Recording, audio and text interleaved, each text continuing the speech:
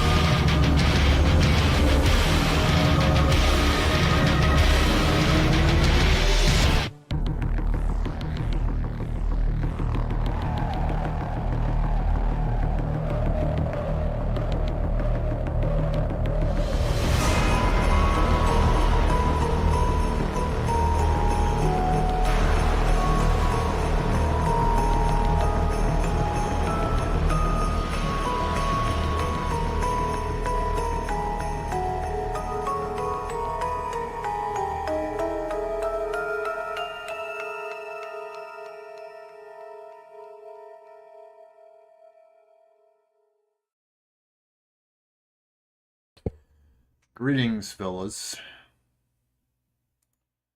Alright, I got a fun one for you guys this time around. We are definitely gonna go on a little adventure. Alright, so we're just gonna, real quick before, hang on, an adventure you say, better pack my bong. You better pack your bong, Shinobi 1. You better pack it up. Yeah, we're gonna have some fun today. So I hope you guys had a great Christmas. I did, despite being sick. I'm still kind of getting over being sick. But I'm a lot better. But I did get to visit family and had time off. And my job is good about giving me time off for Christmas. So yeah, it's been great, and I hope you guys have had a great time. And I'm definitely looking forward to what 2025 brings. Yes, good to see you, Reverend. Good to see you, Shinobi One. And we got one or two other people who are watching who ain't chatting just yet. This is gonna be fun. We're gonna watch a video together. But what have you guys been up to before we get to the main dish, so to speak? I know I've just been working, and I got a new device. I got one of those drones with a 4K camera on it, and boy, I've had a time with that. I crashed it real early on because I made a mistake with it. And if you're gonna get a halfway decent drone that's like $400, $500 piece of equipment, like I did, do not try. I know they say like that they have an indoors mode, and that's what my drone says, that it has an indoors mode. But don't, when you first start out, take it indoors and try it, because you're gonna fuck it up. It's exactly what I did. So then I fucked the arm up of my drone. I had to order a new arm, and then I had to fucking solder. I had to solder that bitch, the new one, the wires and shit. And I didn't at the time have any experience with soldering, so I did learn a new skill, but it was kind of an expensive mistake. And also, get so they have these like rotor. Every model should have these, like a rotor protector. Like if you're gonna fly it indoors, that's where it gets damaged. Is the rotors hit like a wall, and it just fucks everything up. And that's pretty much what I did. But it's all good now. I took it on a nice flight.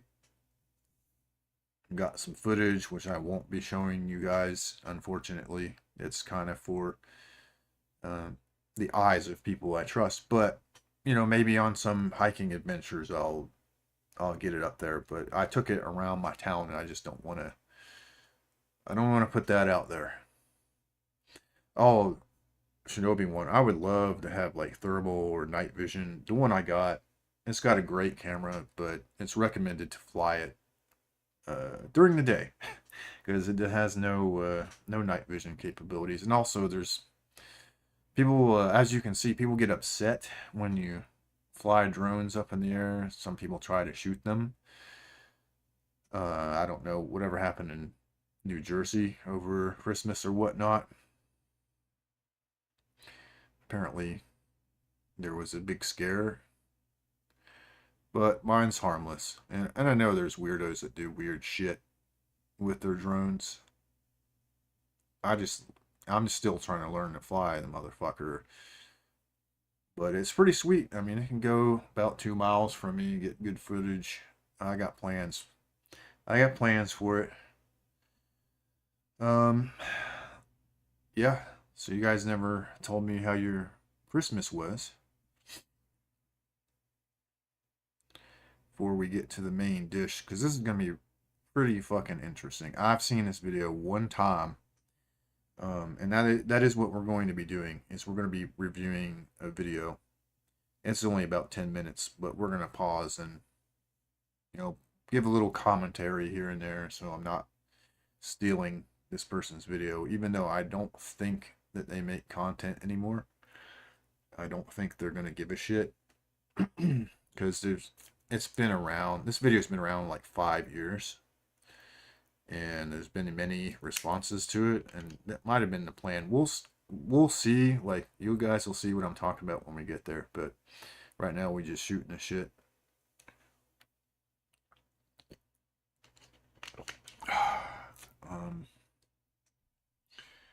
Looking into some new guns. I changed. I know the last time I streamed, I told you guys I was gonna get the Palmetto State Armory, probably the AKB, which is like a 9mm AK. But I changed my mind, as I want to do. I saw a fucking an MP5 that's affordable, and that's what I'm gonna get, because that was what I've been wanting for the longest, is the MP5 clone. I just love that 80s cool factor. I mean, I may get a 9mm AK at some point, but right now I'm all about the MP5. Other than that, not much new with me, guys. Will your drone carry the MP5? Unfortunately, no. No, my drone is not that cool. It's not for combat purposes. It's just for fun, man. Just to get some good footage, and things like that, just for enjoyment. Christmas was all right, nothing crazy. Getting over a cold myself. Yeah. Oh, I was wrecked. I mean, the only downside to my Christmas is I was there, but I had to like keep my distance. I didn't want to get, my relatives sick, so I'm like, I'm here, but stay away from me. Uh, so, but it was great. You know, I love Christmas every year when I get to have it, and Thanksgiving. You love spending time with my family. So, I've been wanting to stream, but I didn't have a topic. Like I told a friend of mine I wanted to stream, like yesterday. I just didn't really have anything to talk about until I was just kind of chilling and something popped into my YouTube feed. You know, you guys know I'm on multiple communities, and sometimes I take a break from Red Pill content. And so you should know that I'm not really going to be talking about Red Pill stuff today. We're going to be talking about gun stuff. As you noticed, I've started to talk about a lot more on my channel. Even though this is mainly a Red Pill channel, it's kind of a variety channel. We talk about guns and stuff too. And so that is what we're going to be talking about. And I have to say, this video is kind of an enigma. I can't tell how to feel about it. And you'll understand what I'm talking about when we get there. I'm just about finished paying off my suit of samurai armor. Then I'll need a horse or a motorbike. Perhaps after that, I'd get a sweet gun to love. Man, you got samurai armor, bro? That's crazy. That's crazy. Have you posted that shit? I honestly have not been on this channel that much. Like, I poke in to see if anything crazy or super interesting happened, but mostly I've been looking at my other communities, the gun community and the gaming community and stuff like that. So I've been out of the loop. I've attended some streams. You guys know I'll watch Rolo's content, and I mod for him on occasion. But other than that, I probably, I watch Homath too. Sometimes Homath is like addicting, just because the way he presents everything is so good. But other than that, like the Red Pill stuff, I hardly get into.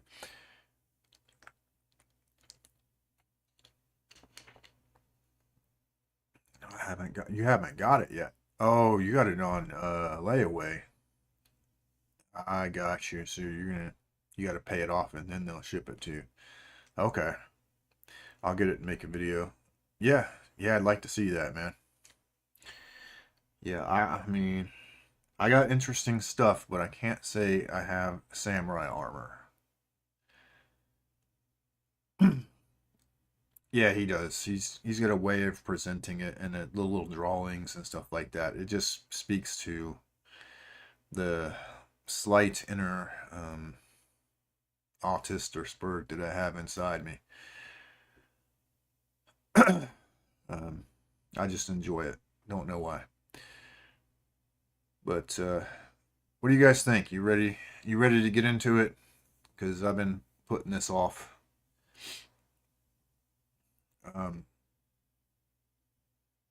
About ready to get into the meat and potatoes, guys.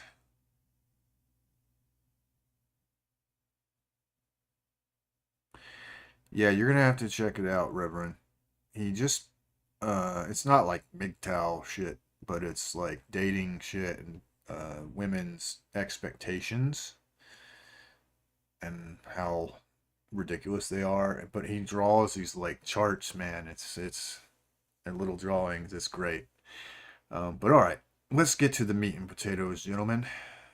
So, as the title of this stream suggests, is this peak troll is this peak boomer? Like, is this epic troll or boomer? And I have to say, I can't really decide. But you're going to have to watch this with me to be your own judge. So let's pull this shit up.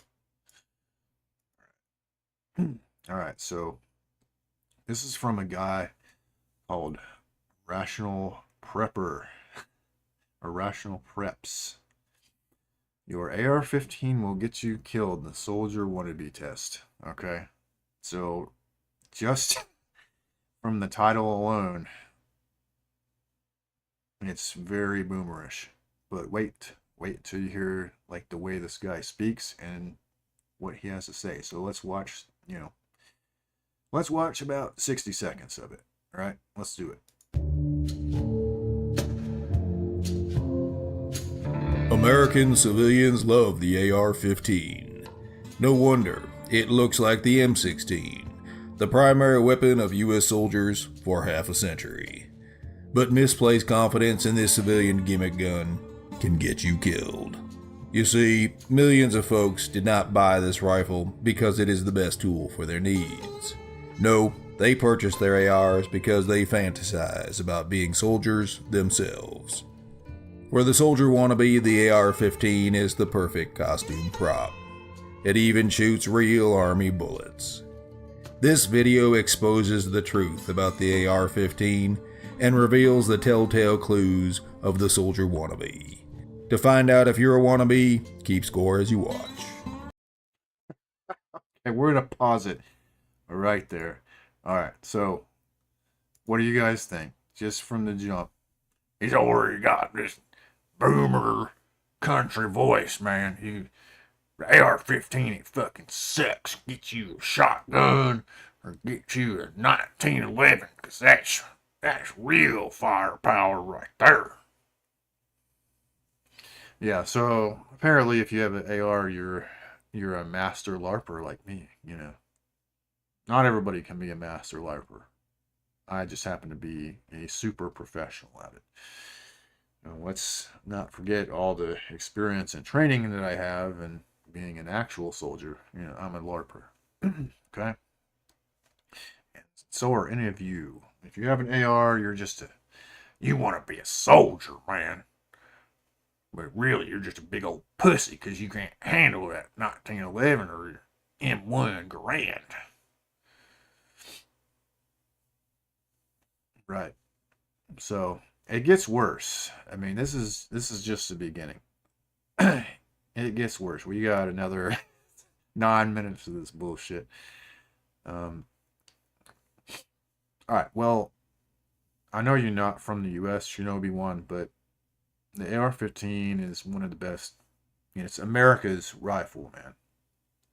Best way of saying it. It is America's rifle. It is a very modular and multi-use tool, basically. Contrary to what this guy is going to say, right? This might not seem as ridiculous to you as it would seem ridiculous to like myself and say Reverend and anybody else who knows a little bit about this stuff. I can't help but think that the voice is like a LARP, like a fake LARPing accent, That's why, part of me gets annoyed, and then part of me is like, wait, this could be a complete troll, like a rage bait trolling. So I can't decide how to feel about it yet. All right, so let's get a little bit more into this. All right, let's play a little bit more. There are 5 main categories where soldier wannabes reveal themselves. But before all that, here's your first wannabe clue. If you have ever posed in the bathroom mirror with your AR-15, there's a good chance you're a soldier wannabe. Let's look at why the military went with the M16 in the first place.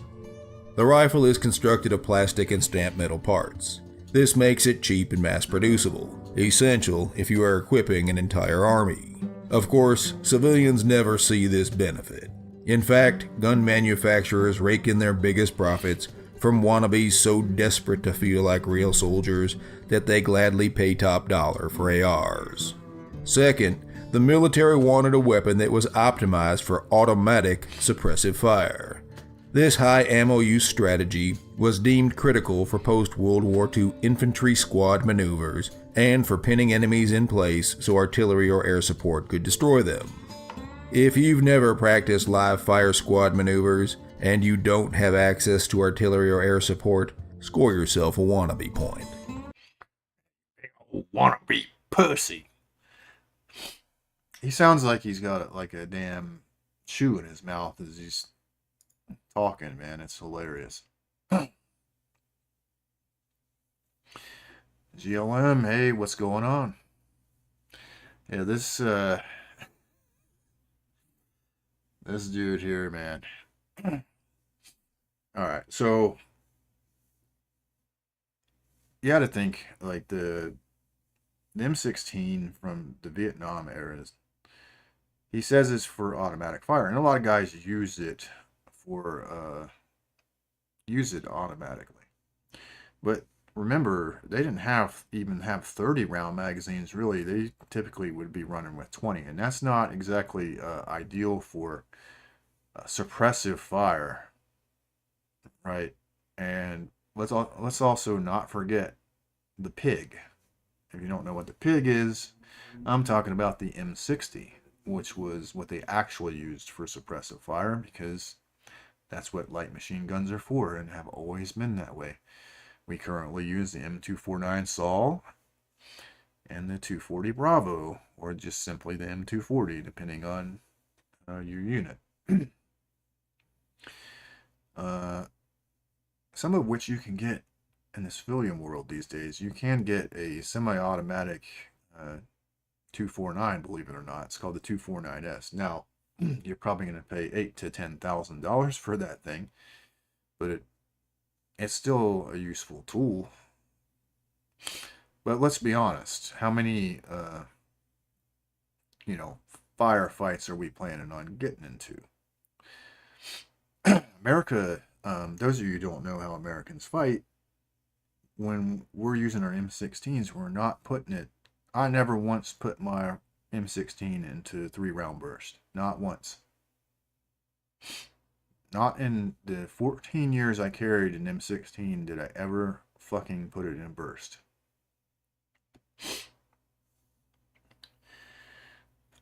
We value marksmanship. That is what Americans value.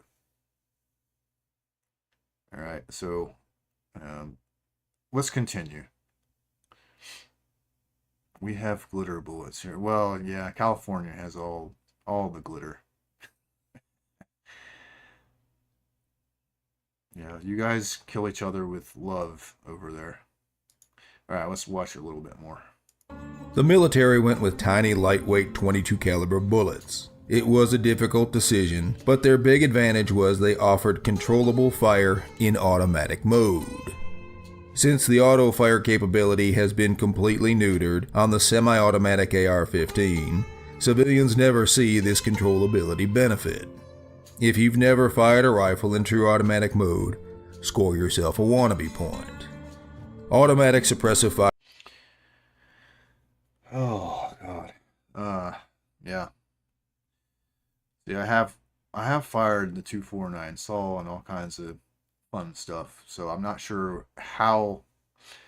I mean, I'm not scoring any wannabe points, but I'm not sure how that's a wannabe point.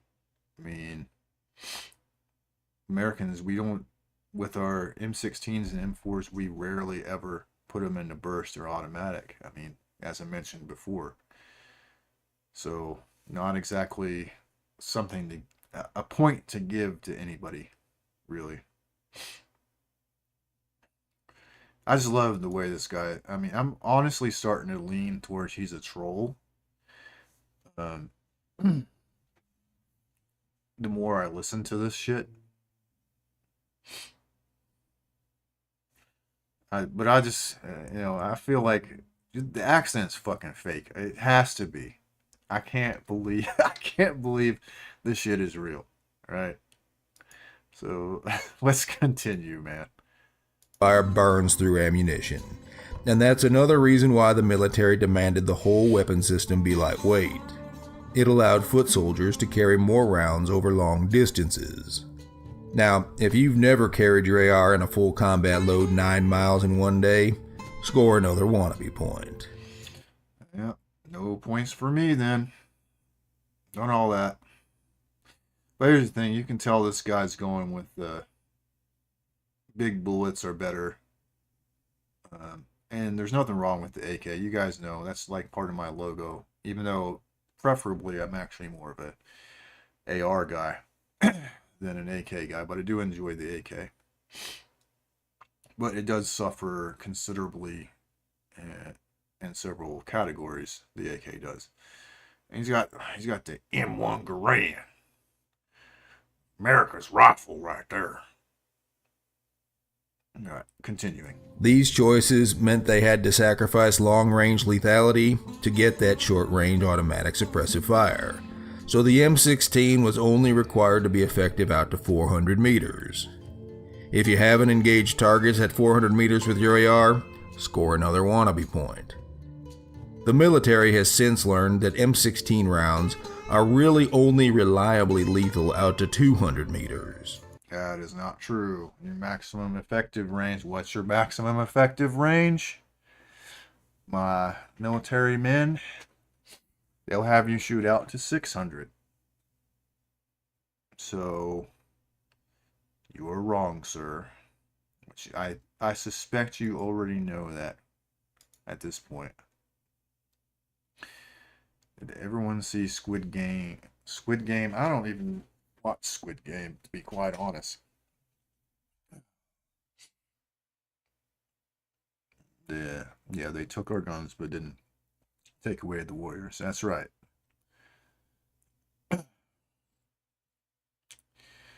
Yeah, it ain't as light. But that's one thing he is correct about. He's correct that, I mean, we switched from the M14 to the M16 because it was lighter weight and we could carry more bullets. Now, the problem is he's, there's a pussy gun. It's made of plastic. Shoots them little itty bitty pea shooter rounds. See, that's where he's going wrong. But no, those, I assure you, if you want to see how non-lethal that round is, watch Bicep Boy. Remember the kid in Kenosha who shot the guy right in the bicep and his bicep turned into hamburger? Yeah, watch that. What's his name? Fuck was that kid's name? Y'all know what I'm talking about. Hey, what up, Shogun? What up, my man? Good to see you. Yeah, I just found this video on my feed yesterday, and apparently, it's been around for 5 years, and had lots of responses. But I figured, give me something to talk about, laugh about.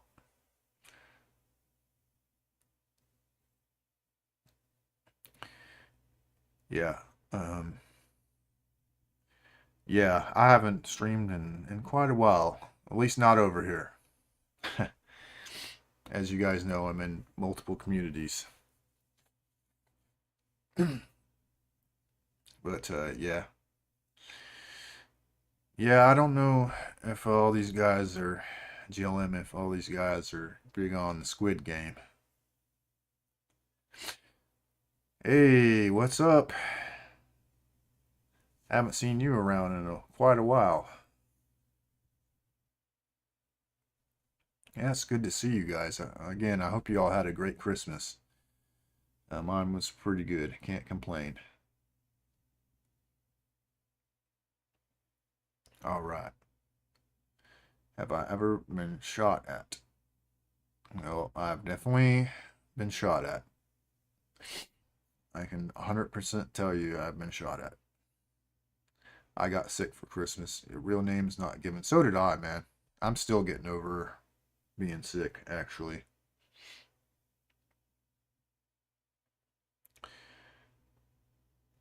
Yeah, I'm still trying to recover. I'm almost there.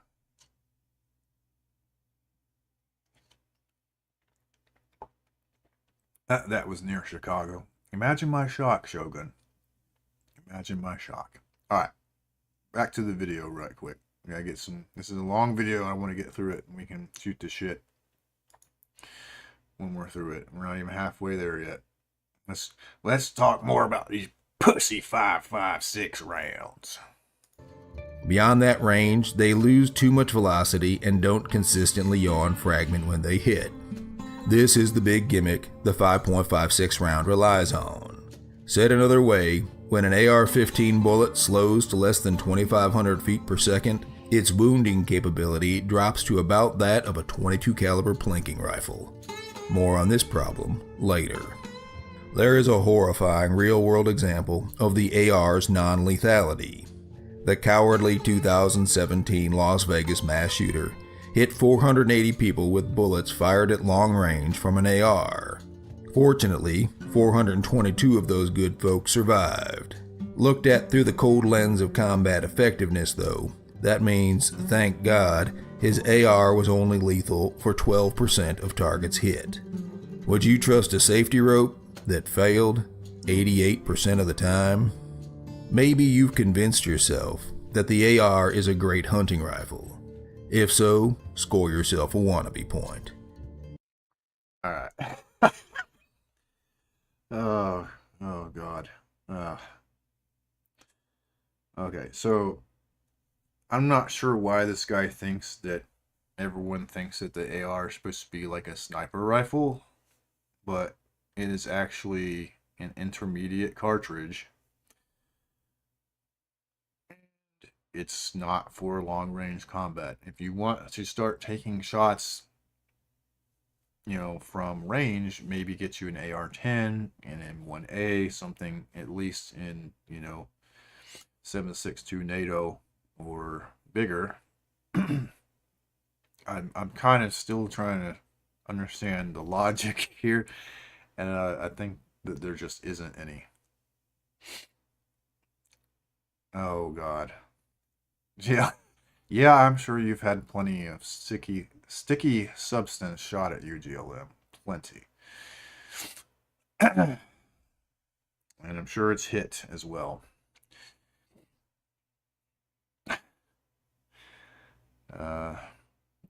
Got the hell out of there, never came back. Well, yeah, I went to Chicago to see a gal once, and I'll never return ever again either. And that's all I'm going to say about that story.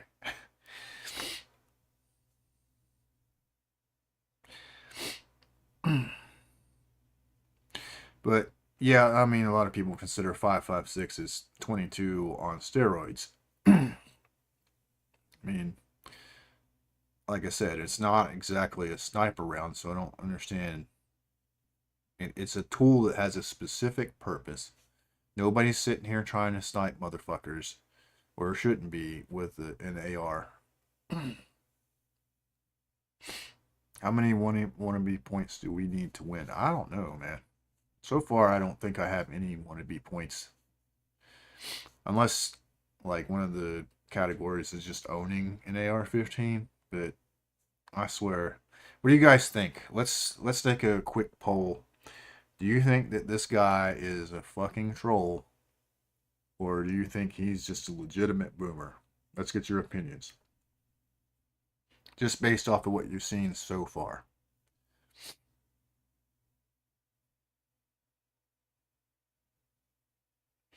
Real name's not given says troll.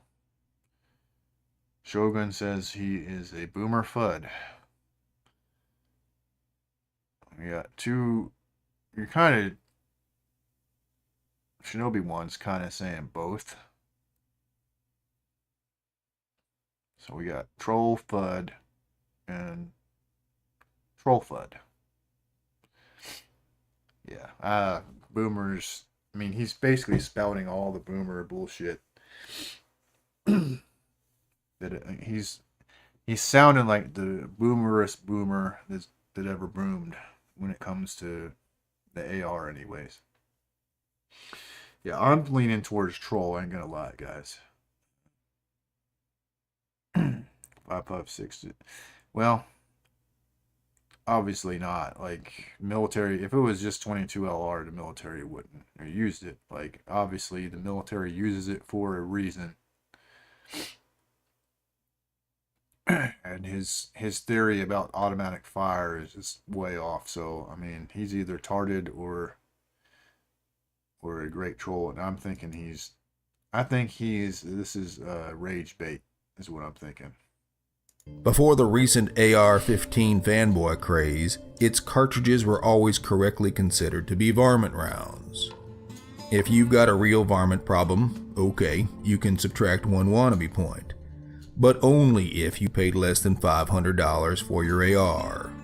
Still, clever marketers are now trying to sell magical deer hunting cartridges for AR-15s.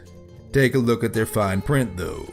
You'll see these miracle rounds shouldn't be used past 100 yards. At least the marketers are not yet brazen enough to claim AR rounds can take down elk, bear, and moose. Alright, yeah. This guy's gotta be a fucking troll, man. I can't. I mean, that just does it. Like a magical AR, kill deer. Well, at least they're not trying to tell you, shoot a moose with it. Oh my goodness. Could be troll. Imagine if a video title was AK-47 will get you killed. See, and nobody's gonna do that. Shogun.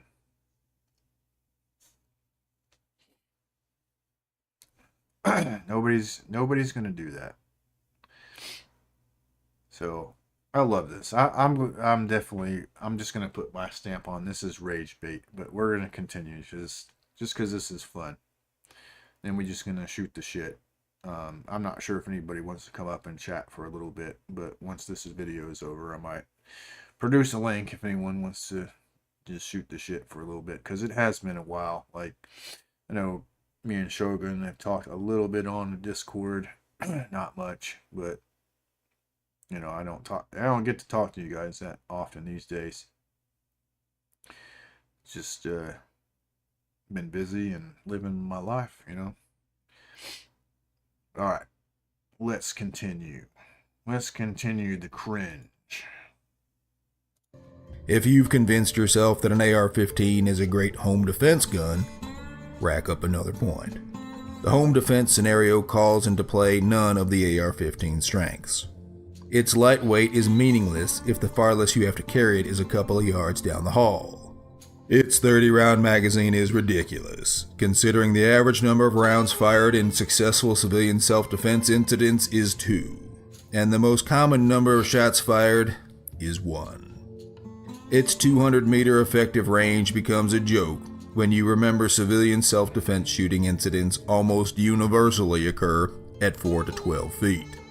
By the way, shooting someone at 200 meters is not self-defense. That's murder. And according to the military, there's more bad news for the AR at short ranges. 85% of 5.56 bullets don't do their yaw and fragment gimmick until traveling almost 5 inches through the target's body. In the field, this means they can pass right through enemies without mortally wounding them, even when the bullet is flying at full speed. Army reports are littered with stories of our own soldiers easily surviving close-range friendly fire hits from 5.56 bullets. This also completely ignores, there's an article you guys could look at. You could Google it right now if you wanted to. So there's an article by an SF guy, Special Forces guy, that says he'd rather be shot by an AK-47 than an M16 or an M4. And the reason why he says that is the nature of the 5.56 round. Yes, it's small. It's a small, fast-traveling round, yes, but the tissue damage from that speed and the twist it fucks you up. It's harder to recover from that than just getting a big hole punched into you by the AK. And he's got a whole article you can read that he covers that with. Yeah, it's got to be a troll video now that I watch this again. That or is a damn Democrat. Yeah. Yeah, I'm really thinking troll, man. It's a good troll. I mean, it's obviously superior rage bait, man. Accuracy drops hard over 200 meters anyways. Well, again, this video is 5 years old, but, you know, realistically, a lot of your engagements are going to be, you know, anywhere from 5 to 100 meters, realistically. If you're in a firefight of any kind. And the whole, like, well, if you shoot someone from 200 meters away, it's murder. Well, not if they actually shot at you first. Then it's not. But, yeah, nice troll, pal. Alright, let us continue. It takes a wannabe to trust a gimmick gun for his home defense. If you've convinced yourself that the AR-15 is a great gun for preppers, score yourself another point. It's not a great hunting tool or a home defense tool.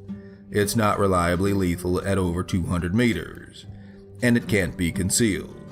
Just what is a serious prepper gonna do with a gun as limited as that? If you said, assault an enemy, score another point. First, a rational prepper would work very hard to avoid anything so stupid and dangerous. Second, why are you making enemies when you should be building alliances? Yeah. Well, here's the thing. This guy's supposed to be a prepper, right?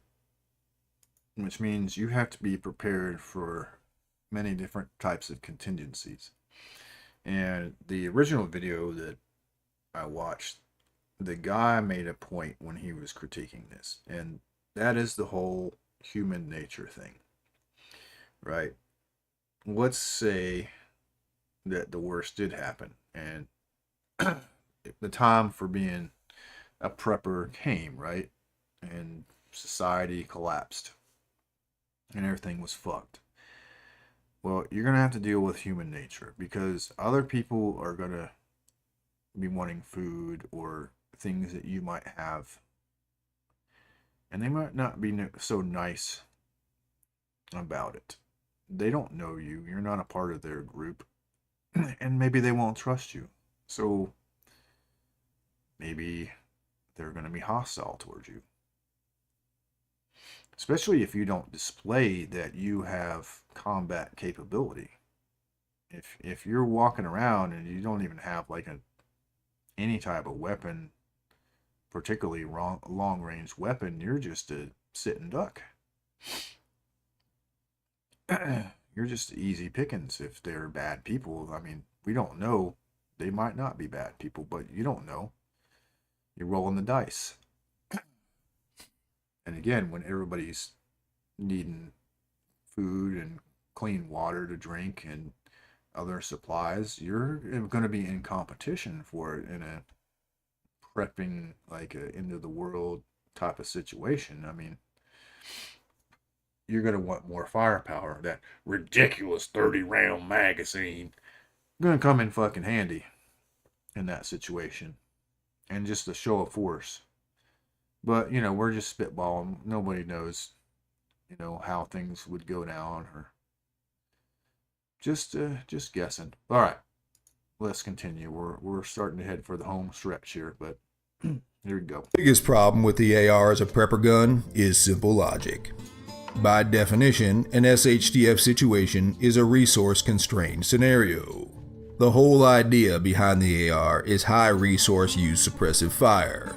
It is a gun built to burn through ammo. That's the opposite of what you want. The The smartest SHTF strategy would involve tactics and weapons that use small amounts of ammo. Finally, we come to the AR-15 militia boys. All right. Again, remember earlier when I was talking to Shinobi 1 and I said that the AR-15 is America's rifle. It is an extremely common round. The 5.56 and 223, which you can shoot through your 5.56er, is extremely common. So we've already debunked the burn through too much ammo argument, because that's not how people use the weapon. And the round is so common, it's 9mm and 5.56 are like super common in the United States. I think the only thing more common than those is 22 long rifle. So yeah, you can find this anywhere. Now, if you live at like where GLM lives, you're probably not going to find it that commonly. But if you live in like a free state, it's going to be pretty available, to be quite honest. A smart prepper is already going to have a pretty solid supply of the stuff anyways. So again, his argument doesn't really hold a whole lot of water.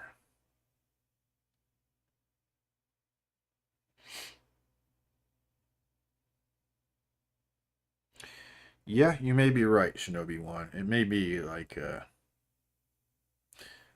might be sort of like that meme about, like, I lost mine in a boating accident. Might be a clever ruse to kind of make people think he doesn't even own one. So you may be on to something there, bud. But let's look at the militia boys. The biggest fools of the bunch. If you plan to use your AR-15 to fight all enemies, foreign and domestic, score yourself a big wannabe point. The first problem with choosing an AR for militia action is that you are trying to play an automatic fire game with a semi-automatic gun. In addition to auto-fire rifles, grenades, and heavy weapons, all modern armies also carry belt-fed machine guns. If you've never maneuvered under direct automatic fire, score another point. I know not many civilians get a chance to do this, so here's a quick alternative test. If you've ever lost your... Alright, so again, anyone familiar with, like, say, the Bundy Ranch situation, other situations where armed civilians with ARs, those damn shitty AR-15s, kind of discourage government employees from, being tyrants. Anybody remember those situations that's happened in recent years? Totally destroys his argument.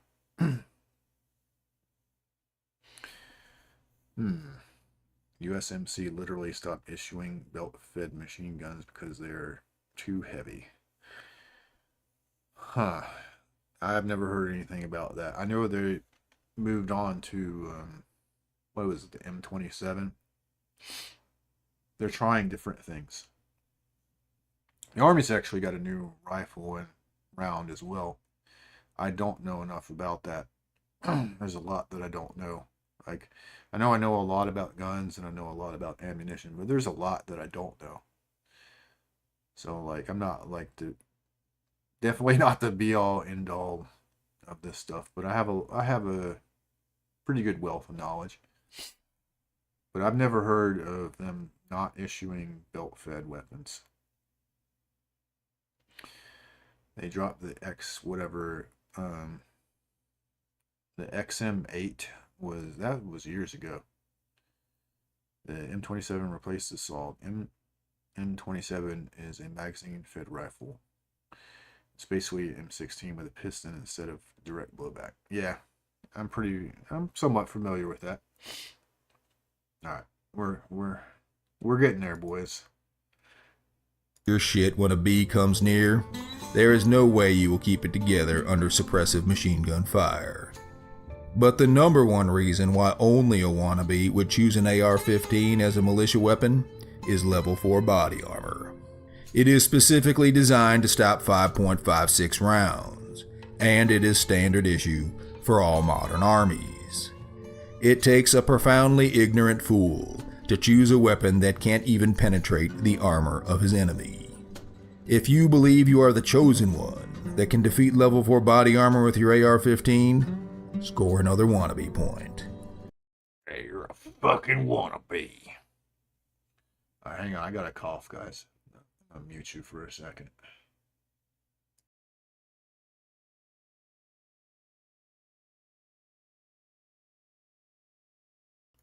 Alright, there we go. Well, see, that was where it kind of reached the point of ridiculousness. Yes, there is armor that can stop the 5.56. I happen to own some of it myself. But it can only take so many hits before it starts to fail. So not exactly a good argument. Yes, in some situations it's good to have said armor, but actually not every situation, because armor, the extra weight does slow you down. But yeah, kind of a ridiculous argument. Again, another kind of tell that this is all rage bait. Level 4 plates are so tiny they don't make you into a space marine. This FUD has never worn or used body armor. Right, and that's how you know this guy is like I'm quite positive it's just rage bait. This guy's trying to kind of meme every FUD argument against the AR, but kind of make it look like he's being serious so that people will react to it, which is a great strategy if you want to grow your channel. Now, the guy I watched that reviewed this originally said that this dude's not making content anymore, which is a shame, because if he's like a rage baiter, like troll, he could be pretty entertaining. So kind of sucks that he's done making content, if that's true. If he did, he would know that you're still very vulnerable to small arms. Oh yeah. Yeah. A lot of the armor we wear is actually anti-shrapnel. Not, it can kind of deflect bullets at like the right angle or something, but it's not really. If you don't get hit where your plates are at, you're gonna have a bad day. And even if you do get hit where your plates are at, you're gonna have a bad day. That I assure you, it's not gonna be fun.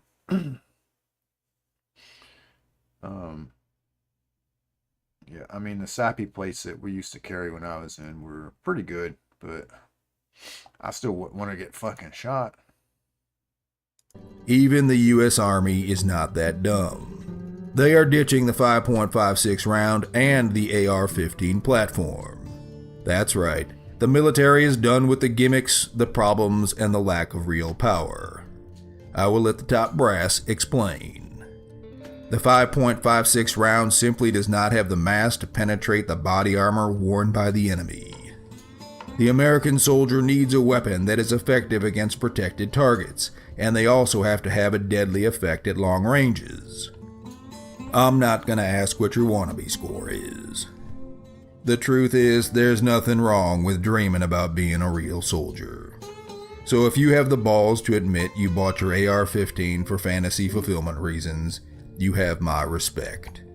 But if you still insist you bought this gimmick gun for some kind of serious purpose, all I can say is that if things ever get really real, your wannabe obsession with this neutered and obsolete costume prop is very likely to get you killed.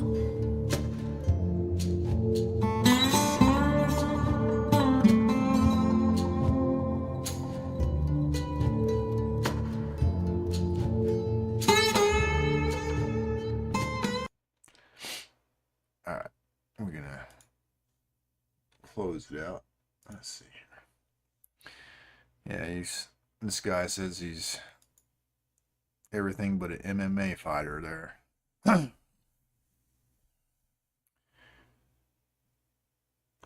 Terrence Pop. I don't even know who Mark Milley is. Not a clue.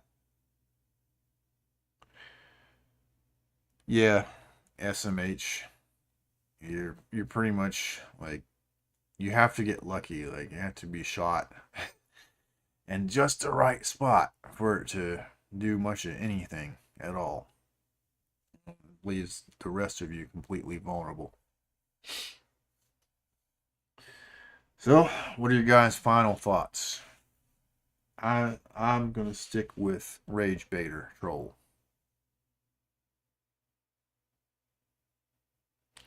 Mark Milley is a woke general that deserves none of the medals or ranks that he has. Okay, so he's one of those guys that like Obama would have kept when he did the purge.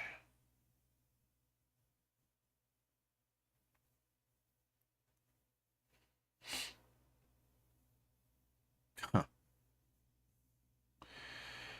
Right. You know, I did notice that when I was in, a lot of guys who actually did shit didn't have as many medals. And then you have the people like I knew admin people who had a lot more medals than me. Like I knew there was this chick that joined army. She was a year behind me, and she didn't join the army until later. And her like the places she went was like Japan and Germany, you know, places in Europe, and she had all these fucking medals and shit. And here I am, you know, 2 Iraq deployments, and then definitely slacking as far as the medal comparison. And she even said as much. Tried to make fun of my medals, and it's like, bitch, I've actually been somewhere though. Actually been to some places and done some things. You went to fucking Japan. Not hating, I'd love to go to Japan, but you know, unfortunately, the army decided I needed to go where conflict was.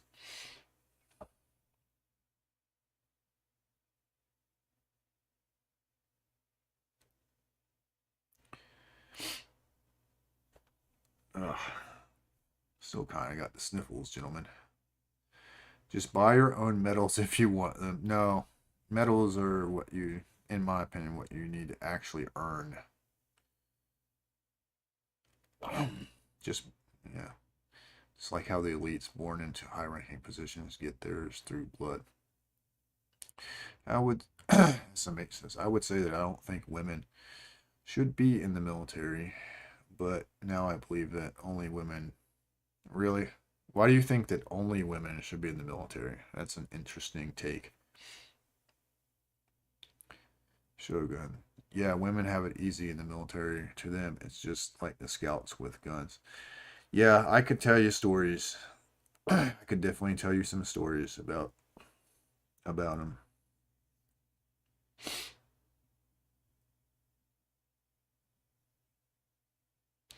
Earned is honest and right, yet our world is not like that anymore.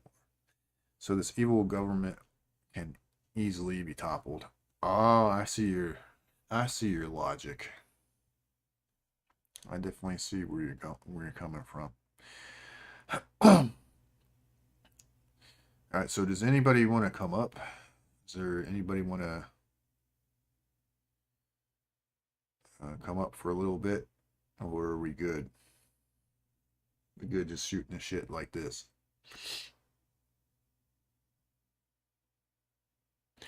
Evil replaces evil. Yeah, anytime there's a power vacuum, yeah. It's kind of like if you get rid of a dictator, like when we got rid of fucking Saddam, you know, more evil just took its place, and it's kind of chaos in Iraq. Even though they seem like they have a government. Let me make. I'm gonna make a fucking fake StreamYard real quick. It's gonna be real, but not actually.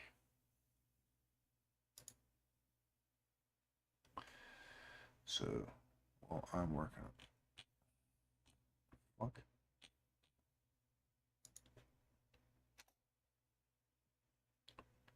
Fuck is okay. Yep.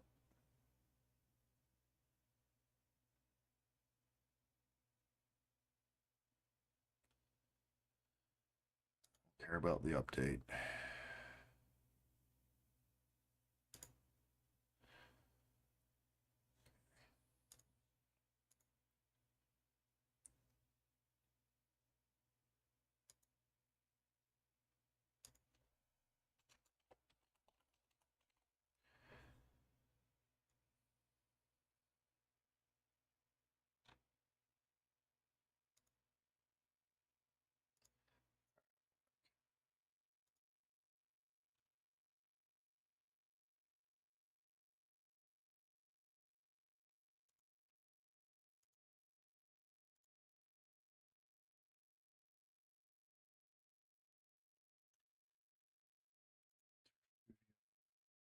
Hopefully this works right.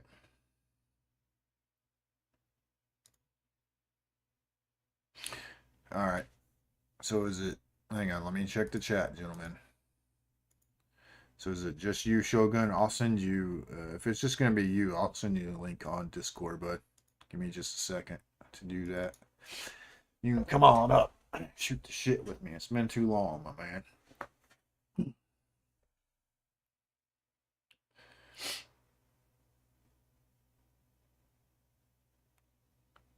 Let's see. Shogun.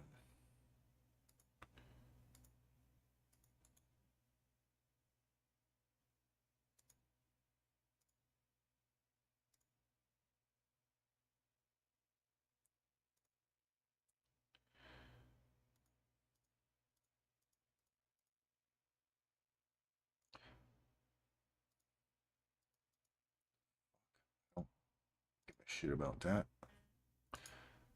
StreamYard wanting to tell me about its updates and shit. Alright.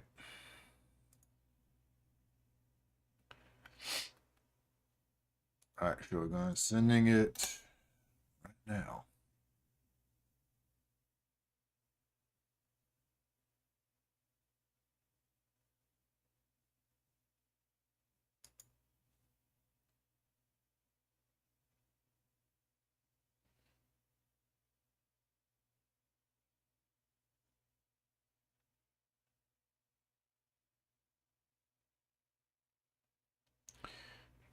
Come up whenever you're ready, Shogun.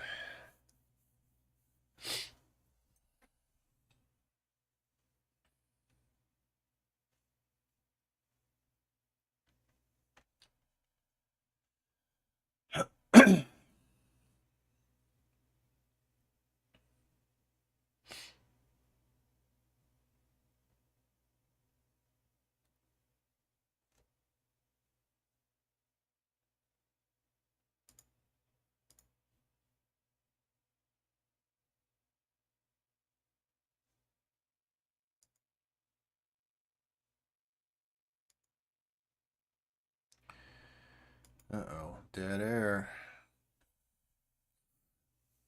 What's your dead air? Yeah, I was just fucking before I decided to do this stream, I was organizing my ammo, believe it or not. Bought me a new ammo can and it's made all the difference.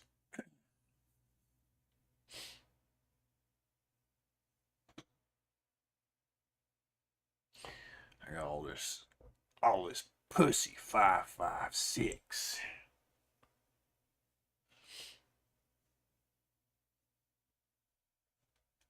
Boy, am I glad to have it.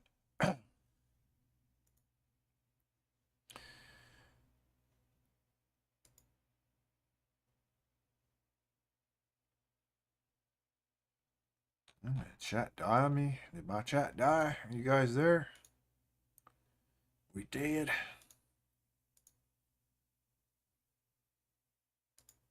There's Shogun. All right, here I am. Here you are. What's up, bud? How you been? Well, I've been doing a whole lot better as of recent, that's for sure. Yeah, you were telling me about that. I'm glad Oh, to hear it, my man.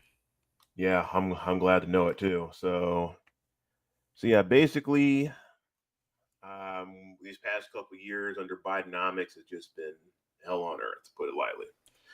So here I am working remote. Um, got a pretty good salary going on, and what happens? The layoffs hit Yep. because tech industry kind of stuff. It's typical for layoffs to happen around November. That's why I have a saying called the November gut check when it comes Huh. to this industry. Because in my experience, when the layoffs hit, they tend to happen in November before Thanksgiving. Yeah, on occasion, I'll get hired in November, which is actually what happens. So it's not necessarily a guaranteed thing, but as a contractor, I still recommend the November gut check. So, but what happened? So it was November 2022. Got the notice I was going to be laid off. So that happened, and I was on unemployment for a while. And I noticed that recovery has been a lot harder. It was a lot harder to find a job, not just a tech job, but any job, because you have a lot of these companies that are posting fake job postings. Yep. And I go on Indeed.com thinking, well, yeah, I'm pretty sure there's lots of jobs there because, they're talking about this whole labor shortage and they'll be happy to get someone, right? Yeah. Turns out that's not really the case because, well, a lot of them, what they're doing is they're doing data collection. They're collecting resumes or applications for things that they may want to fill in the future. Or they'll put out this job posting and they'll actually interview people, but they won't actually hire someone. It's like one thing companies have been known to do is, let's say you have some coworker that is doing the job of two or three or more people, and he's getting burned out, he's getting tired, he's thinking about quitting and getting another job. And the management is like, "Don't worry, we're trying to find you another person. We just haven't found the right one yet." And they can just indefinitely just keep interviewing people, and you keep holding on hope that they're going to hire someone to take the load off. And for some people, that just never happens. So I Yep. found myself in that loop. Had an increase in spam. Notice that. So I believe that data collection has been used for other purposes, spam purposes. So hopefully, I don't have my identity stolen, where I have like people opening up bank accounts in my name and stuff. But I mean that's happened before. Yeah. Opened up a bank account in my name somewhere in Wisconsin, I think it was. I'm like, what the heck is this? I mean, I haven't been to Wisconsin since '93, and that was just riding through it. So, Yeah. Boy. Yeah, I have seen that issue for sure. Like companies, number one, they're trying to do more with less. It happens all the time. oh yeah, tech companies especially. And now that being said, have you seen the latest fiasco going on with Elon Musk? Does it involve the H-1B visa thing? Yes. Okay. See, I was gonna bring that up when you were talking about working in tech because that's no, that's not the first time that happened, and it just feels like history is gonna repeat itself. And unfortunately, the tech industry they take the hit in that because they hire a bunch of foreigners that they bring over here on H-1B visas. They get to treat them however they want to treat them like shit. If they don't like it, then well, we'll just cancel your visa and send you home if you don't like it. And previously, what was it in the 90s after the tech boom? Uh-huh. I mean, those guys had to train the replacements. Yep. They got slapped in the face like, yeah, we're going to be laying you off, but before you go, we'd like for you to train your replacement from this foreign country. Right. So, yeah, I have a feeling something like that is coming down the pike soon.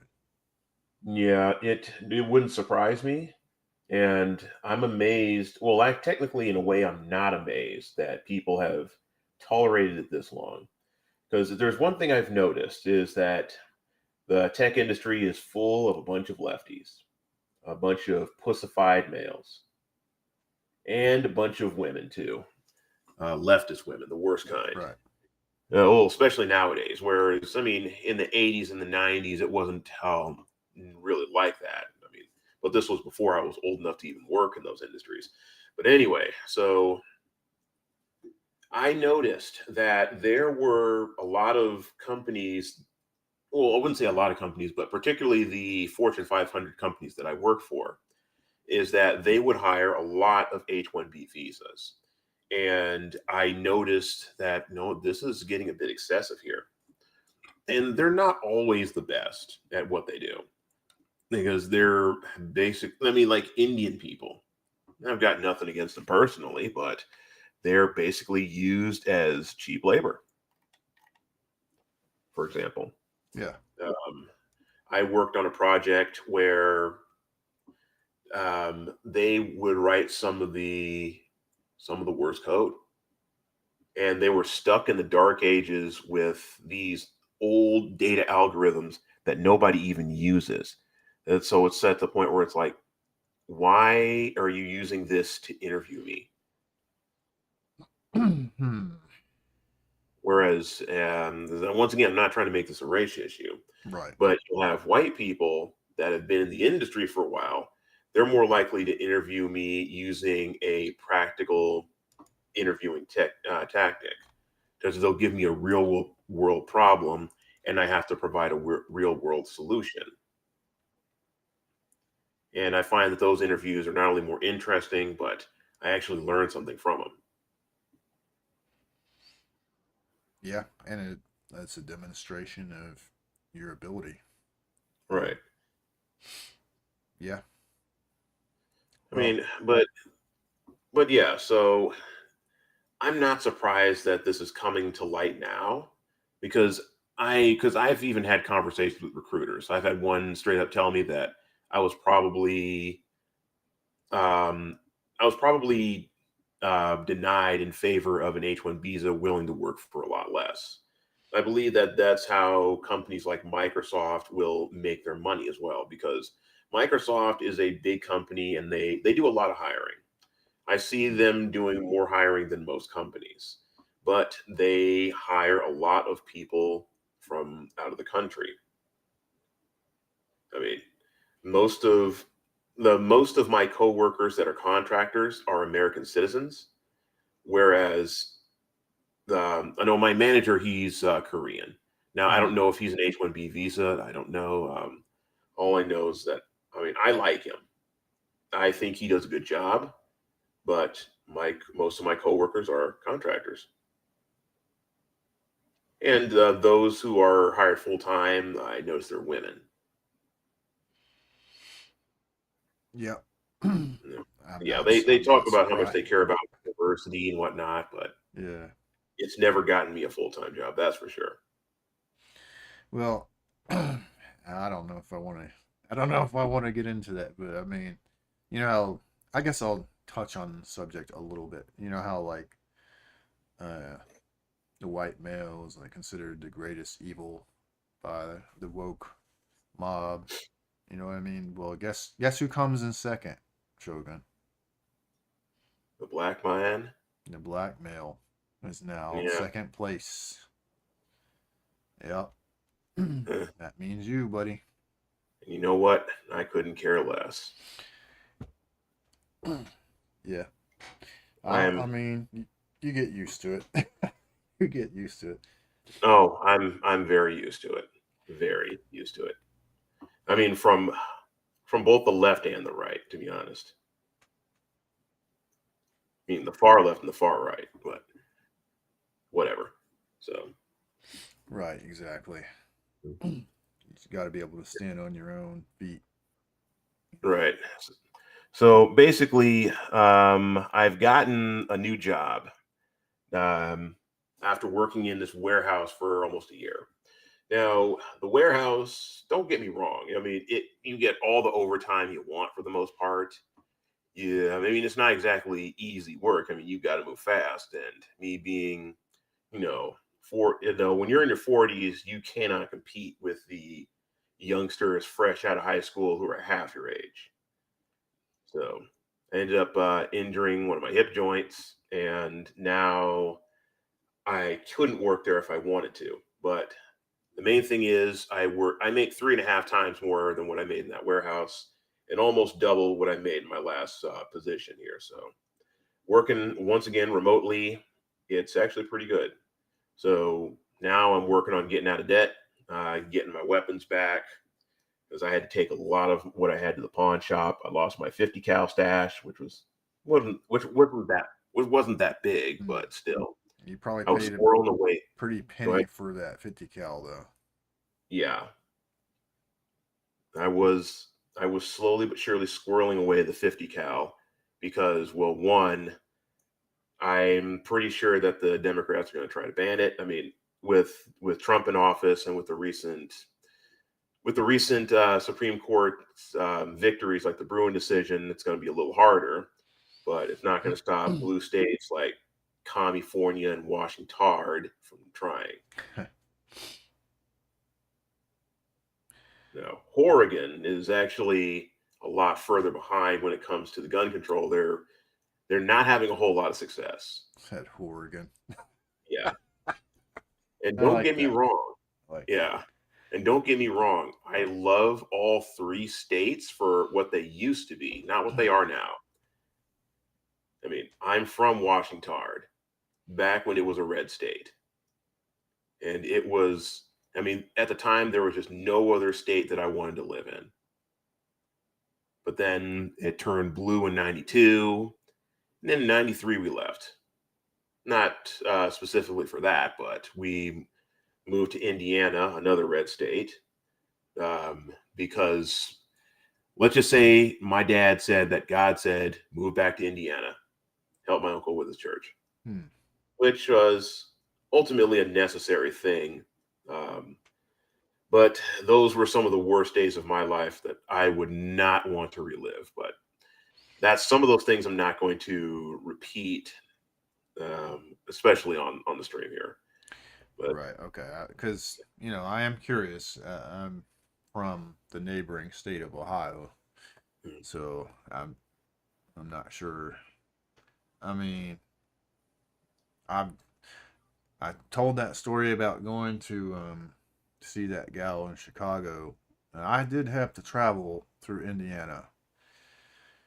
And I will say that was kind of a miserable slog because it seemed like the that highway that runs through Indiana, like the entire thing was being worked on from mm. one end to the other. Like, God, dog, man. Well, I mean, I wouldn't say it was all bad.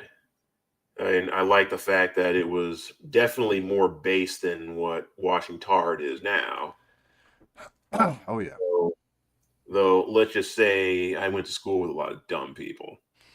yeah. Well, yes, the Midwest, at least back then, were not used to diversity, if you will, if that's what you're Yeah, getting at.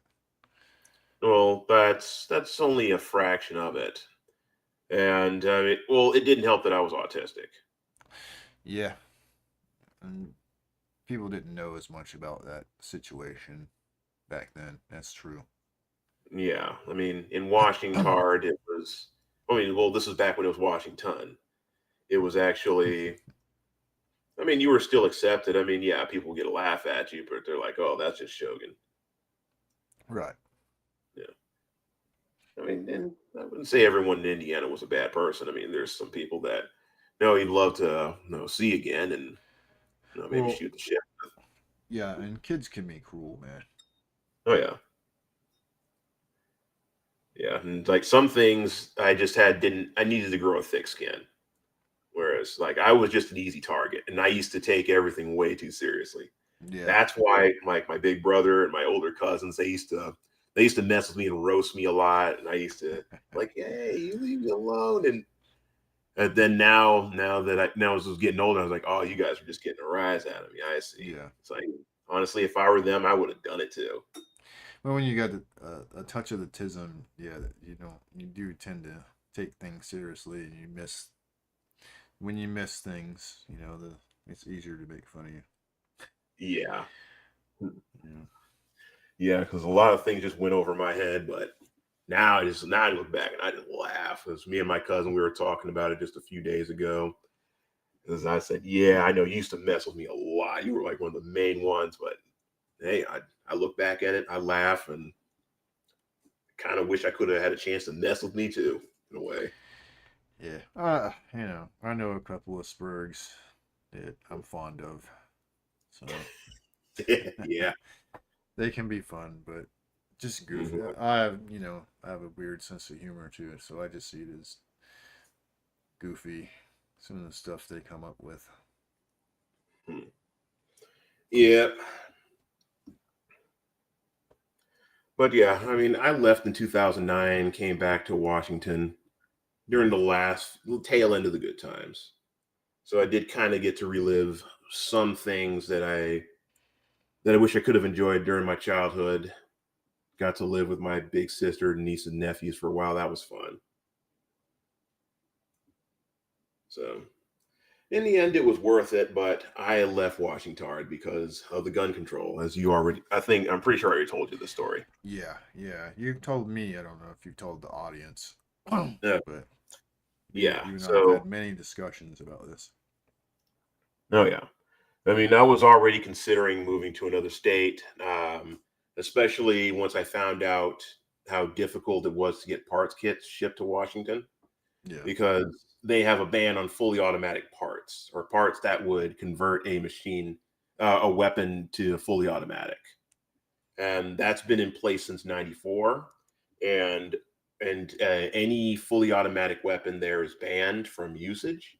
If you've had it before the ban in '94, you can still own it, but it can't be loaded, and you just can't even use it in the state, which is pretty retarded. And plus, the governor was a woman at the time, so I mean, Yeah. once again, woman governor, that's what happens. And it was women that were behind the ban in Washington State when it came to assault weapons, 80% receivers, high capacity magazines, air quotes. But it was the latter two that was just the final straw. I said, you know what? The hell with this, I'm leaving. So I was already looking at my escape plan. But where I was working at the time, though I was working remotely, it was something where I couldn't move too far from work. So I ended up moving to Oregon. I see. So Yeah. you still had to be able to every once in a while come to the office. Then is Right. what you're saying. Okay. Because there are some remote jobs where you ain't gonna do none of that. One of my buddies from the army, he's got he's got it going on. He's making six figures, and he's got other things, other irons in the fire. But his regular job, he's making six figures, can live where the fuck he wants, doesn't have to go into the office. He's got a great deal. And I was really wanting to try to get that because I mean, that is if I had that, boy, my life would be a lot different. Oh, I can imagine. I would live in a fairly low cost of living type of deal. So if I was making easy six figures, shit, life would be good, man. Oh yeah.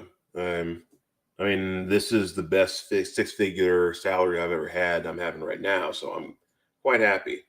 Though right now, main thing is just getting caught up with rent. So, I mean, I'm already caught up now, but January 1st is coming up soon, so I'm going to owe my landlord another 1,200, which is okay because I make well above the requirements for rent. So Yeah, yeah, so I'll just pay rent and then put money aside, work on see well, hopefully some of the guns that I had brought to the pawn shop are still there. I don't know. We'll find out. And some of the ammo, like I had a can full of shotgun ammo. I just needed that to get gas to get to work. damn, Yeah. you had it rough, boy. Yeah, it was pretty rough. I had to trade in all my silver too, even my favorite silver coin. It had a clown, a cat with a clown hat. Yeah, I mean, I I love live comfortably, but it. I like to live even more comfortably. You know what I mean? Oh yeah, I mean, I was living far from comfortably in 2023, especially when unemployment ran out. I mean, here I was scraping to get by. Um, I was there was like a staffing company that had a job that was basically like 1 day a week, and like at the time my car's hoses were leaking. I had to constantly refill the fluid so it didn't overheat. I mean, because it was pissing in three different places. I didn't have the money to Damn, get it bro. fixed, or I didn't have the money to buy the hoses and fix it myself. Damn. It was that bad. So I was having constant overheating problems that caused the head gasket to blow in my engine, Yeah. and it had just been rapidly downhill ever since. Because it's like all these things of basic maintenance I couldn't take care of because I didn't have any money at the time. All I had enough money for was gas and maybe some food for the week. You So, was yeah, I couldn't even surviving. afford. That's all. That sucks, bro. Yeah, it sucked royally. So I had to take all sorts of guns to pawn shops. I had to sell all my Glocks, the 17, the 219s. Had to trade in the M57, and that hurt. Both of my Mausers that I have in my possession, minus um, the Chinese one. Well, I mean, well, it was made in Nazi Germany, but it was sold to the Chinese to fight the Japanese, I believe. Well, I mean that rifle's a bit of interesting history for maybe a later time, but Yeah. yeah, I'll show you what I've been looking at, man. Man, I haven't. I'm getting the itch. I haven't bought a new gun in quite a while, so I'm getting the itch. yeah. Let's see. I'm already scratching the itch now that I can afford things here and there. I actually managed to get a Makarov pistol parts kit Here, for I'll put it in $60. the put it in here because I'm not sure if you're looking at the YouTube chat, which is nothing going on. Yeah, it's only a handful of us here, but yeah. But I'll put this link. This is the gun I'm looking at. I'll put it in the YouTube chat too. I finally Mac 5. found one for a good price. Hmm. So if you buy the H&K, it's like 3 times that. Yeah, yeah, MP5s are pretty expensive. Yes, sir. But it's something I need for my collection. Hmm. You know, you gotta have a 1911, and you gotta have an MP5. Just, you know, requirements. Oh yeah, I mean, I would love to have an MP5, but not only is an MP5 expensive, the parts aren't cheap either. True. But I'm not into buds and guns. Yeah, it's Bud's gun shop. I used Hmm. to live close to one of them. Uh, Bud's gun shop and police supply. Is that well, a animation of Terry's 3G? Yeah, I think it is GLM. I think it is. You know, it's kind of sad what happened with that guy. GLM, if yeah, you're interested in coming up and chatting, you're welcome to. I can put the link in chat. We just shooting the shit. yeah. So I also got myself a Delton AR-15 kit. It was $250 after rebate, including shipping. So I get them from everygunpart.com. If I see a parts kit I like, occasionally I'll get it. I know I've already shown you some of the more exotic parts kits Yeah. like that. The ACR and SCAR. I'm pretty sure All someone right. bought both of Will them. do. This is going to be a first for the channel. Oh, God loves me. All right. Yeah, gal I know from another community. She's a fun chick. Really Ah, makes me laugh sometimes, but it's inside stuff from a totally another community. That community is kind of cancer, but mm, I get some entertainment out of it. yeah, I see. So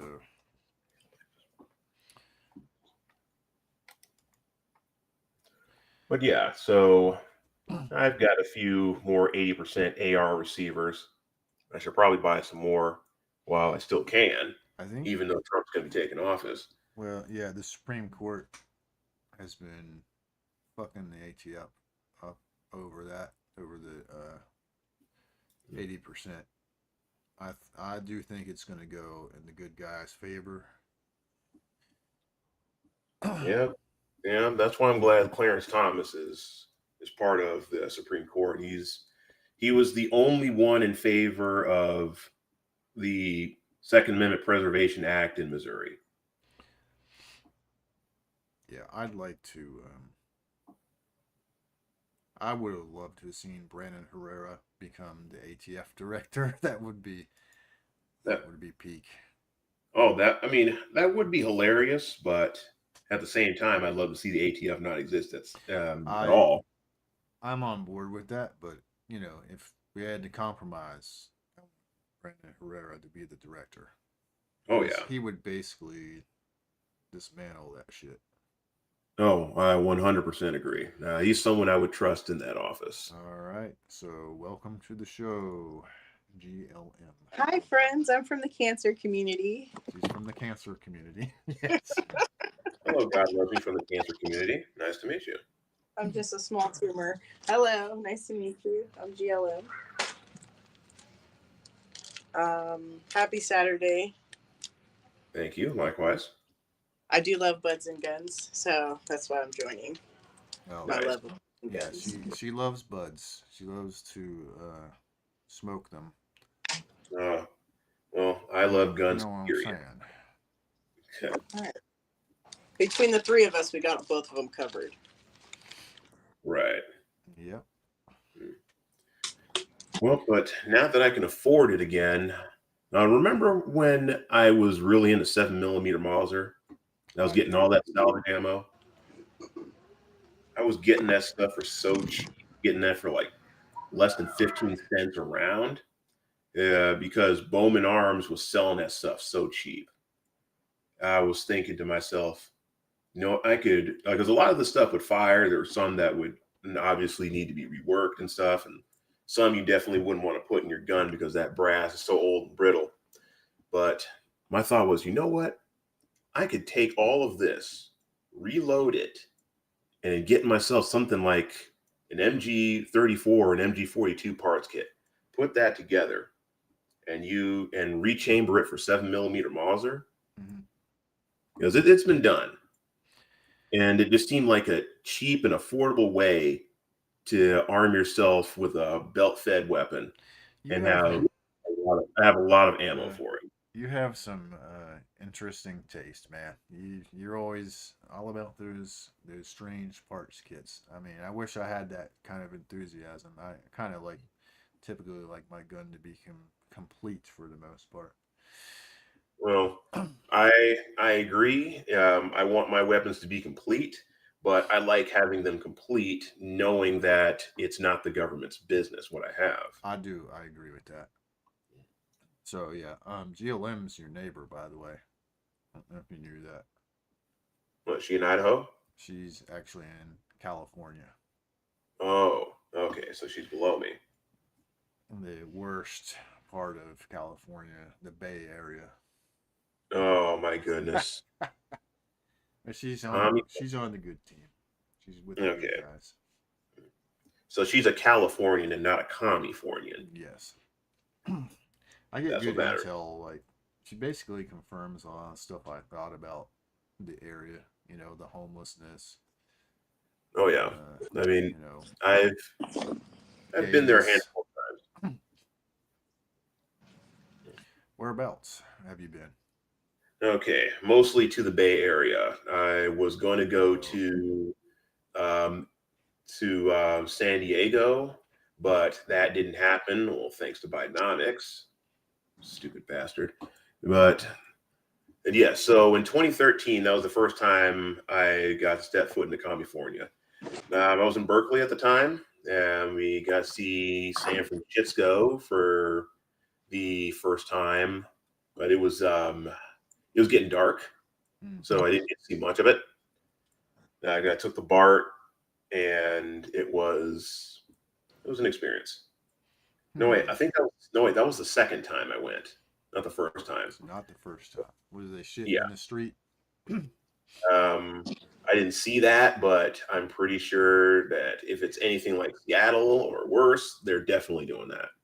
But I'll save my Seattle stories for later because I got plenty of those.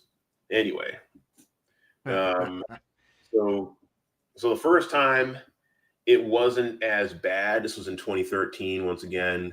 So I did see some homeless, but there wasn't really a whole lot. But overall, I mean, where I was, things seemed pretty chill. Um, I had a good time and I was excited to come back.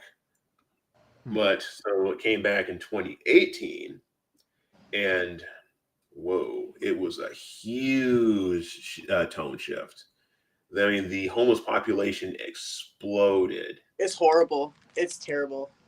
Oh yeah, Yeah. it is terrible. Some people are there because they can't afford housing, and other people are there because they've made some pretty bad choices. Like I'd rather do drugs. I mean, I actually did a video on my channel years ago. So it was titled California Blues. I did two of them. I was going to do a third one, but I was too busy, and the moments keep going by, and it's like, what's the point of making a video on a really old topic? But yeah, outlining how they at the time they wanted to spend $1 billion on giving kids iPads instead of actually fixing the schools. One. Whereas, they're doing nothing to actually fix the homeless problem because, well, one, Democrats wouldn't actually have a platform if they didn't have a problem that they were trying to solve, in air quotes. So that's one incentive. And here's another incentive that I believe, and at least this has been my theory for years, and slowly but surely, I'm beginning to believe it's more and more factual. And tell me if you disagree with it or not. Now, one thing I've noticed about these, and when places in the big cities, especially where it's become a corporate lot land, the lobbyists, the corporatists, the ones they tend to call the capitalists, well, the communists, that's what they call them. What they tend to do is they tend to be okay with all the crime just running rampant, defunding the police, decriminalizing petty theft. Break-ins are abound. People leaving their car doors unlocked or leaving their doors open just in hopes that whenever a thief comes by, they'll just walk in, not break the windows, and find out that there's really nothing in the car of value anyway. Oh yeah, that's how you do with the cars. You leave your windows down. Yeah. Yeah. Right. Just so they don't break your windows. Right. Yeah, and you just leave nothing in, and they see there's nothing there. And even if they do look in there, there's nothing to take, and they don't break your windows. Right. So yeah, that's some of the insanity there now. And now, when crime gets really bad, people leave. California is the number one state. Well, no, actually, that's New Jersey, but really close to New Jersey is California. The number one, I know it's definitely in the top three or top five, one of the two. Now, people are leaving the state in droves. It costs more to get a U-Haul truck to move out of California than it does to move in, because you have all these people moving out, and they're like, okay, well, we need trucks back, and so it's cheaper to actually drive the truck back in. It's kind of like, remember the movie Independence Day, where you have all these people trying to evacuate the city because the aliens are going to attack. Yeah, like, and the highway, the freeway, jam packed. I mean, it's just one big parking lot. people trying to just get out of there. And then you have David and his father, the two Jewish guys. Mhm. And they're like, look at us. They're like, everyone's trying to get out, and we're the only ones trying to get in. It's kind of like that. So, and then as people leave, then all this property becomes available. It makes sense for the for companies that are in bed with the government, like BlackRock and Bill Gates and other property management companies that are in on it, for them to buy up everything and then de facto have the entire state or city just owned by the government. And they can turn it into the 15-minute city, herd people in there, and then we'll go right down the path that the WF wants us to go through, saying you'll own nothing and be happy. I swear to fuck, when I was visiting my parents over the weekend, they had for some reason they put the Weather Channel on their TV, right? Mm-hmm. You know what I seen on that bitch? They had a fucking it's not an infomercial. It was actually like a legit like program, because it's not just weather on the Weather Channel. Sometimes they have actual like shows, and on the show it was shit you not. They were talking about how you need to start eating the bugs because eating meat creates too much CO2. I'm like, this is the fucking Weather Channel. Why is there a program about eating the bugs? I wouldn't mind trying a roly poly. Wouldn't. Mm. Well, I mean, go Just out. give it a try. Once spring comes around, go out to your backyard. Make sure you Oh water. yeah. I know you like to water your garden, so Mm. you're out there Well, watering the garden. Grab you a roly poly, see what it tastes like.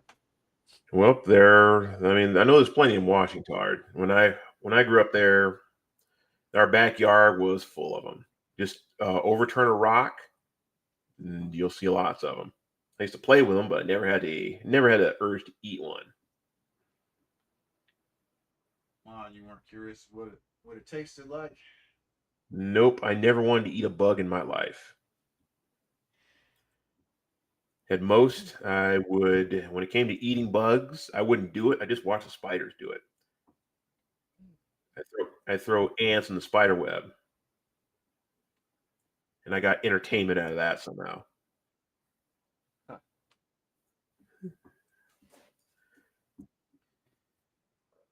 Oh man, weird times we live in. Like people tried to, when the whole stay in your pod, eat the bugs thing got exposed. They were trying to. That's not true. That's a conspiracy theory. And now they're playing that shit on the fucking Weather Channel, unironically. Shit is crazy. Yeah. Yeah, I mean, it's gaslighting to the max. I mean, you can't pee on me and tell me it's raining. Right.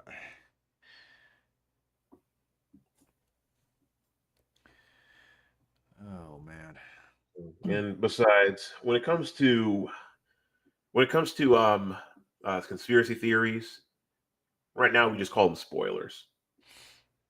Right, because it usually really does take about 6 months for shit to be exposed as being true. Right. Like the biolabs in Ukraine. What do you know? That was true. There was also a map of them on a government website, but then they got deleted because people started finding out about it, and they started claiming that it didn't exist. Then one day during I forgot exactly who it was, and she finally admitted it, that there were biolabs in Ukraine. And they try to say, well, it's just for research on deadly diseases, so we know how to define cures for them. Bull crap. What a coincidence. Research on deadly diseases. Yeah. And I mean, and some of this stuff was coming to light before Biden became president. I mean, 2 years when Biden and Hunter were getting caught in Ukraine. The media was covering for it, trying to memory hole it. And the average normie retard still does not know about it, or still think, oh, that's a conspiracy theory. I mean, this is before they couldn't even point Ukraine out on a map. I mean, I liked Ukraine before it was cool. Well, yeah, you do like you're a big fan of Eastern Europe. Yep. That being said, Slava Russia, Rusko Granata Боже руководит. Uh, So I like tacos. yeah, I like tacos too. I Yeah, also like Kalashnikovs, PKMs, and Makarov pistols. I do like those. My good buddy of mine, went and seen him a while ago, and where he's another fellow big gun guy. I was asking him what he was carrying because at the time he was carrying a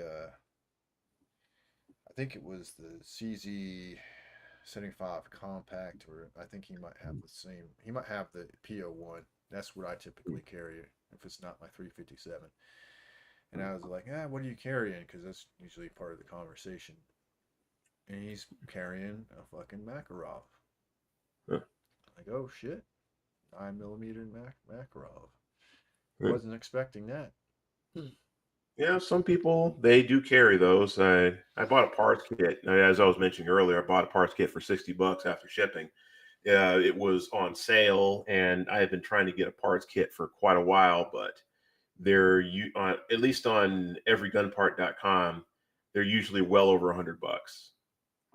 And I was like, you know what? I have the money to actually get it, so I'm actually just gonna jump on this before someone else does. And I managed to find an STL file for a Makarov frame, but I don't know if it's properly to scale. So I was going to do a little experimentation, 3D print it, see if the parts fit. Of course, I wouldn't exactly try to fire a 3D printed Makarov frame because if you understand how the Makarov frame works and how it looks, it doesn't look like it's something that could be 3D printed. I think it's something you want to make out of steel. Yeah, it's an old world gun. You got it. Yeah, It's just got to be made out of steel, man. right. So now that the Ghost Gunner is actually becoming more advanced, it may be possible to input that STL file into it, and we'll see if it can machine it out of a block of steel. Yeah, speaking of the ghost gun thing, you know that weirdo that shot the United Healthcare guy, whatever. Oh yeah, I had a ton of people come to me like, "We know you're a gun guy. What do you think? What do you think this gun is that he killed him with? We think it's a ghost gun." Like people thought it was, the modern version of a not a Sten gun, but what do you call them? pen gun. No, it's an early suppressed pistol that they used in World War II. That was like you had to manually. I used to know exactly what that Like a was Luger called. or something. No, You're thinking like a broom handle. Oh, Fuck. It's at the I can like I know that I know this, but I can't pull the information out of my brain if that makes sense right now. But they kept asking if it was that or like a veterinarian gun. And I was like, no, that's just a little semi-automatic pistol with a suppressor on it. yeah, Obviously, the suppressor wasn't meant for the gun because if you look at the footage, and I, usually don't pay attention to this bullshit because yeah. politics and stuff like that just makes me mad. But when I reviewed the footage, um, when when he shot the first time, the suppressor obviously wasn't meant for that weapon because it went through like not the part of the suppressor that it was supposed to go through, and it shot the guy in the leg when he was aiming at his torso. Oh, Um, but I don't know. It depends on your definition of the ghost gun. So I think it was a lot of people were saying it was a 3D printed gun with either I don't know enough about the suppressor, maybe even a 3D printed suppressor of some sort. But point is, it was a junk. It was a piece of junk. It got the job done, I guess. But that shit is all crazy too, because it's turning into another fucking Jeremy Meeks type of situation. And apparently, there's a bunch of women that are like gushing over this motherfucker too. Yeah. Yeah. Well, like I always found that it's like, can you really be that stupid? For one, I mean, you have girls saying that this is my future husband. Yeah, I mean, hybristophilia is that's real shit, man. Yeah. me and GLM know somebody that has a little case of hybristophilia. We've been laughing about it for the past couple of days. Oh, In that has other, in that other community. Hmm. yeah. She loves getting her face punched in. Oh, Yeah. in the cancer community. In the cancer community, exactly. Right next door. That's the best way I know to describe it, other than it's like, man, it's a bunch of gossiping hens that are like 50 plus years old, and they're all dachshund, and it's like you know what it is? It's almost like the black pill community, but with like 50-year-old women. They're horrible. Just the most awful human beings you can get into a YouTube community, and there's like, as you would expect, with a feminine community, like shifting alliances, backstabbing, All you of know, it. everything you can imagine. As the world turns, YouTube community, man. Yeah. Well, when it comes to that subject you speak of, I won't get into my full opinion on it because we're streaming on YouTube and I want to get you in trouble. But I will say this. Let's just say that there has been a reason throughout history why arranged marriages were a thing, and it was the father that decided whether you were going to marry X person or not. Okay, that's fair. That's fair. Yeah. I appreciate the PG-13 version. Right. I mean, sometimes I want to go full Sony, but I just can't. Oh Not on my YouTube. god, Sonny Crockett. Yeah, Sony Crockett. So you're saying Islam got it right? I'm just joking. Yes. I'm just kidding. I'm saying Orthodox Christianity also got it right. Yeah, Shogun is a Christian. He's not a Muslim. Yeah. Yeah, I'm not a kebab. I am in favor of kebab removal, but I'll leave it at that. If my dad was around to select my marriage partner, I would totally go with what he selected because he had very much better discretion than me. So I'm not against that. Based. He could probably decide a lot better than I could. Sure, you're in California. Yes, I am in California, the land of the free. And she's an anti-feminist too. But I am. she is a former feminist, right?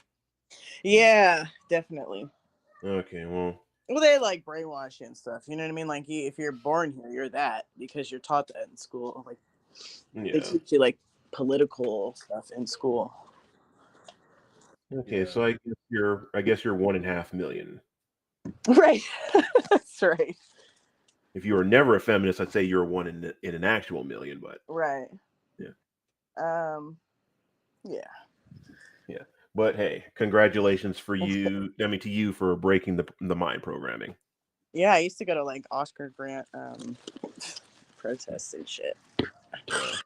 Yeah, fortunately, my dad, he was raising awareness to me about this to me since the 90s.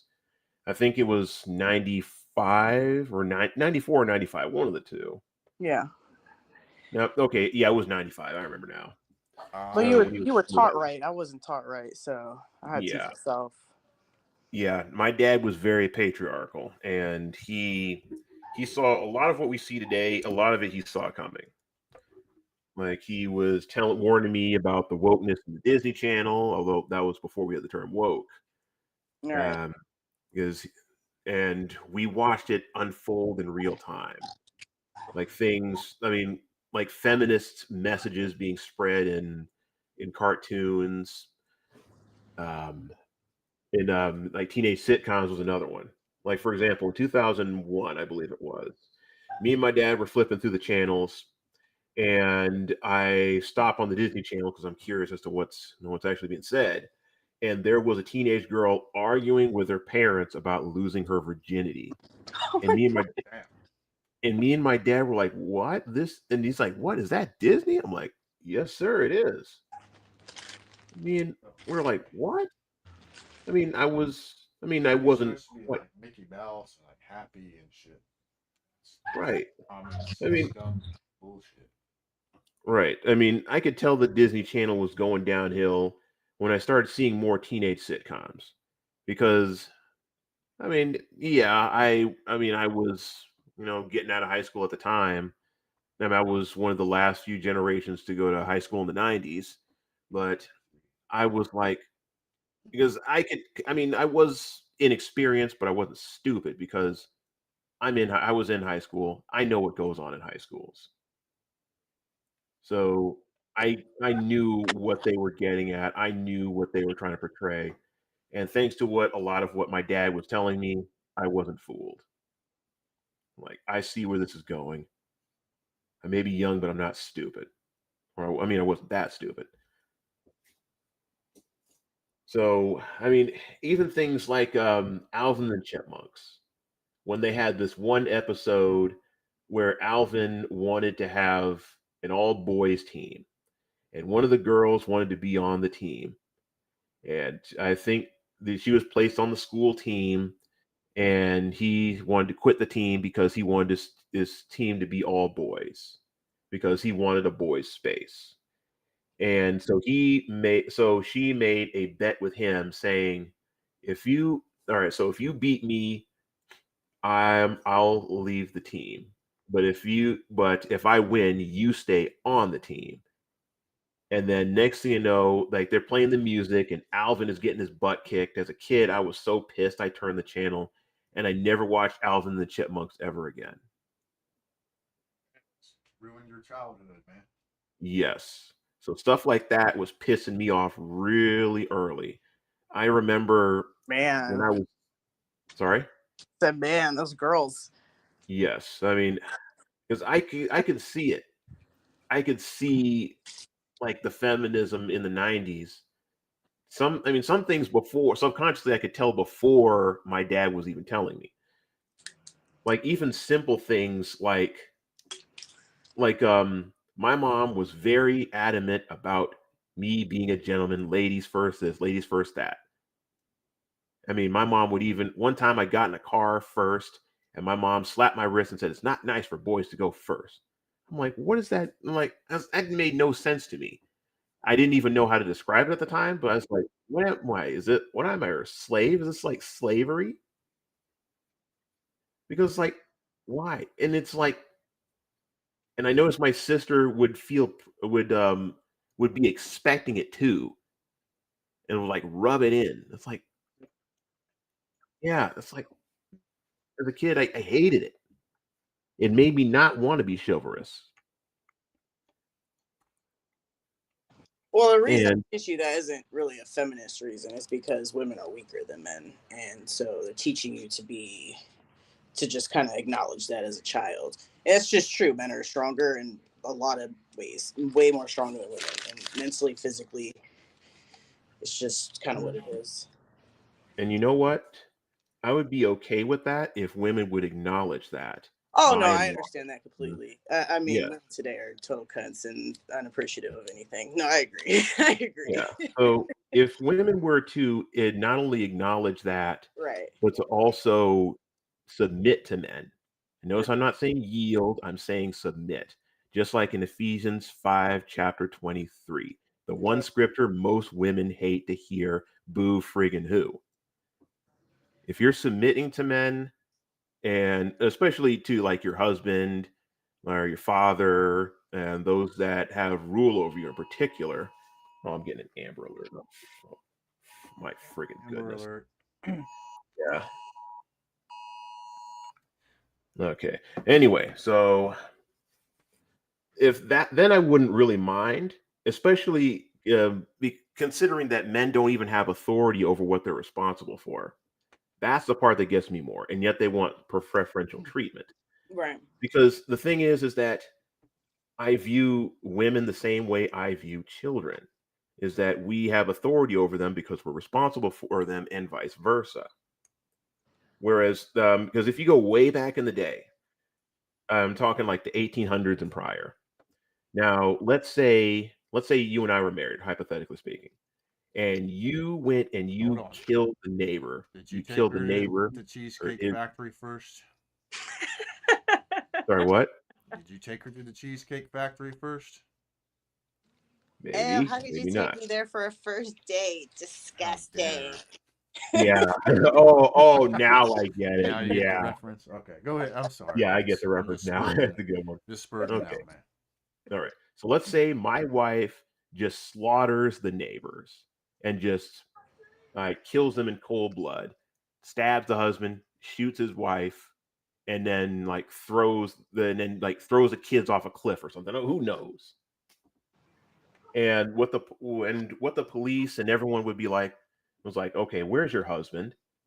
Why why was he not around to stop you for this? And I would be the one punished for it.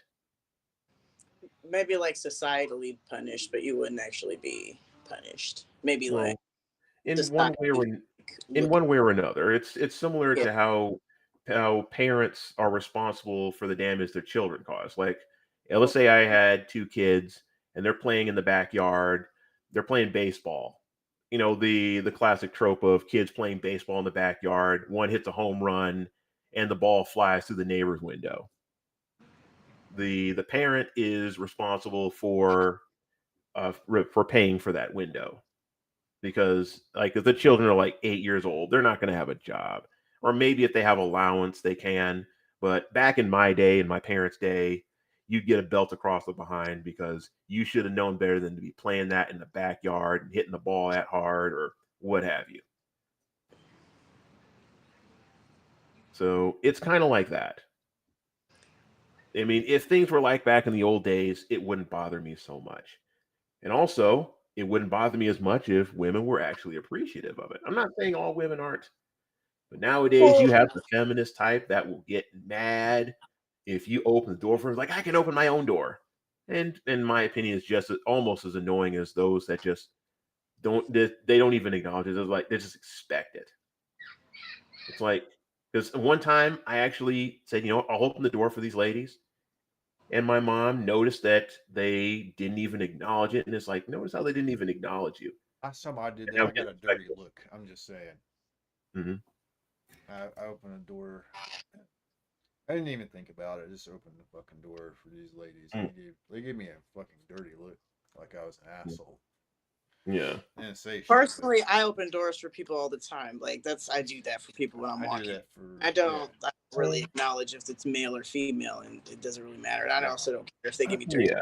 It's just Yeah, I that's do it for good in you you know. doing something nice for somebody, and if they don't want to acknowledge that, that's their problem. Yes, it Yeah. wasn't because they're women. It Mm. was just I was being nice. Yeah. I was in a nice mood at the moment, but they still gave me like a shitty look. Right. I mean, for my mother, I'll do it for her because my mom sacrificed a lot of things for me as a kid. So any door my mother needs, I'll open it. Car door, house door, store door, doesn't matter. I'll do it for mother. But I'm not exactly thrilled about doing it for everybody else. Right. Someone. Yeah, like GLM said, I'm like instinctively, like if someone's behind me, I'll kind of prop it open just a little bit so they can still get through. Or if it's an old lady, absolutely. The elder ladies tend to be very appreciative when you open open doors because they're from a different era. But the younger ones, I usually couldn't give a crap less about. I mean, there's other patterns I noticed too, but I probably shouldn't say it on YouTube. Yeah. Yeah. We're for the most part PG-13 here. Right. Sometimes we go past that, but appreciate that. Of course. When someone opens the door for me, I'm like one of the Asian ladies. I'm like, oh, thank you, thank you, thank you, and I bow to them and shit. Yeah. Yeah, the Asian ladies. Yeah, the Asian ladies, they tend to appreciate it in my experience. Yeah. But, and I'm not to be racist, but white women, it's like, oh my goodness, it's like I don't even want to hold the door open for them sometimes. Oh, you Usually, poor white ladies. yeah. I mean, usually black women, they're more likely to. I'm not saying they always do. But once again, that's just my experience. Hispanic women, seems like they appreciate it, but I mean, I don't even want to make this a race thing. It's more of a culture thing. Let's talk about those unappreciative white women. Just kidding. Just joking. No. I mean, I could go on all day about it, but I won't.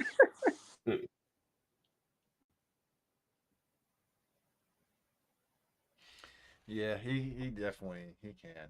Shogun's got some interesting stories. I mean, he didn't mention it, but he's actually been homeless before, so he's got a lot of interesting things to talk about. Oh yeah. I mean, I've got all kinds of stories when it comes to like homelessness. I mean, I can't say that I have the most stories of some other people, but How long were you I've homeless? I've had a lot of experiences when I was homeless. How long were you homeless? Okay, so I have been, well, by definition, I've been technically homeless 4 or more times, which Oh. doesn't necessarily mean sleeping on the streets. I've only ever had to sleep outside like one time. Where did you So sleep when you were homeless? I slept on a barber's bench. Oh, so you were, I mean, sleeping on a bench is sleeping outside. Well, yeah, sleeping on a bench outside is outside, but Oh, I mean, like the other times, like were you in a shelter? Did you like couch surf? oh yeah, mostly couch surfing, Oh, okay. as well as I lived in transitional housing in Seattle once. Okay. It's technically a shelter, but not Mhm. quite. It was a step up from that. Okay. I So was I was homeless for 4 months. I lived in a shelter. oh yeah, Yeah. I lived there 2 years. This was um, during Obama's first term, after suffering the aftershocks of Bush's Mhm. colossal screw ups. So so yeah, so because I came back to Seattle in 2009, and I noticed that it was a lot harder to find a job then. This before, it was easier to find a job, and I was like, you know what, I'm just going to come here with the $700 something in my pocket, and I'm just going to make it work. And I eventually did, but I did have a lot of downs before I could hit the ups. So okay, where was I? Oh, I now remember. So I remember going to going to Craigslist, desperately just trying to find a job. I mean, you'd have a position for a painter, like painting like a building or something like that, and you'd have a crowd, well, like 100 something guys showing up for that one job, and I knew I just wasted my time because I have no experience when it comes to painting, and they're only going to choose like 2 people at most. So it was that bad. Yeah, I mean, that's I'm looking, frustrating when they interview so many people for such a small amount. Like I've experienced that too. It's like, why do you have all these people here? right. I mean, it was basically one of those things where it's like just show up and apply. I guess HR's got to have something to do. You know, Yeah, do some interviews, earn their pay a little bit. Right. right. I guess you could say that. So, what else? I've had, I've had rather interesting run-ins with certain homeless people. I think there's some people that tend to act crazier when it's a full moon. Yeah, I've seen a guy bark at a bus like a dog. damn. I've seen some people make the weirdest gestures. It's like some people really have mental health issues there. There is a mental health crisis, and not every homeless person you met was crazy. Some of them, you could clearly tell that they were normal people, but they just had a very unfortunate event happen to them. Like one, Like living in California. yeah. Yeah. Yeah, Yeah, that's it's really easy to go homeless here. Oh yeah. I mean, it's easy in Seattle too, Yeah. because going back to the thing about tech contracting, I like if you're on a tech contract, you can be laid off or cut loose for any reason. And I'm just like I'm new to this whole thing. I'm still trying to understand everything and just find. And one thing for sure, I've applied for McDonald's many times during my younger years. Never once got the job. Damn. Yeah. I know And somebody people that say, got a job at Burger King, man, that you have a much better resume than them. yeah, I applied to Burger King too. Never once did Burger King ever give me the light of day. Like Damn. I remember things like getting up at 5 in the morning, just walking around town, handing out resumes and applications because the whole boomer mentality is like you got to show them that Yeah. you want to work, get up early and all the good stuff. Yeah. I That just was the way to get a job back in the day. Like you just go in, ask for the whoever is in charge, hand them your resume and talk to them. That was the sure way to get at least get some kind of consideration for a job. Now it's like you have to email everything to them. You don't get that first impression. You don't get that opportunity. It sucks. yeah, and hope your email doesn't get filtered out. Right, exactly. It's such a difference when you can just go in and talk to them, and because most people don't do that. Most people Right, won't do that. right. It was, and I was in a small town. I mean, I'm talking about when I was in a small town. I got up at 5 a.m. applying for places. I mean, I did stuff like that when I was in Seattle too, but I figured maybe in a small town it'd work, but no. I mean, this was 20 something years ago. So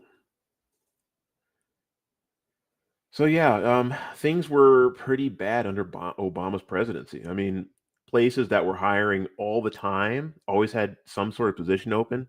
Like all their positions were just closed or filled. Oh yeah, there was no jobs when Obama. Yeah, there was no jobs. Everyone was hurting. Everybody Yeah. was hurting when Obama was in office. Yeah. Yeah.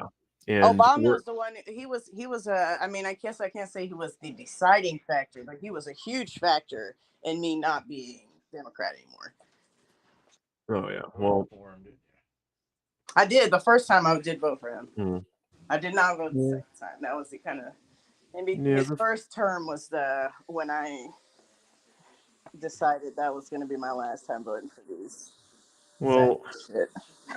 for me, the reason I voted for Obama was because he wasn't John McCain. Because I viewed John McCain as another George Bush at the time. Not because I was anti-Republican, because I would have happily had another Republican in office. I just didn't want him in office. So I voted for Obama, thinking Obama's that, son of Satan. yeah. And I can't say that I actually would do it again.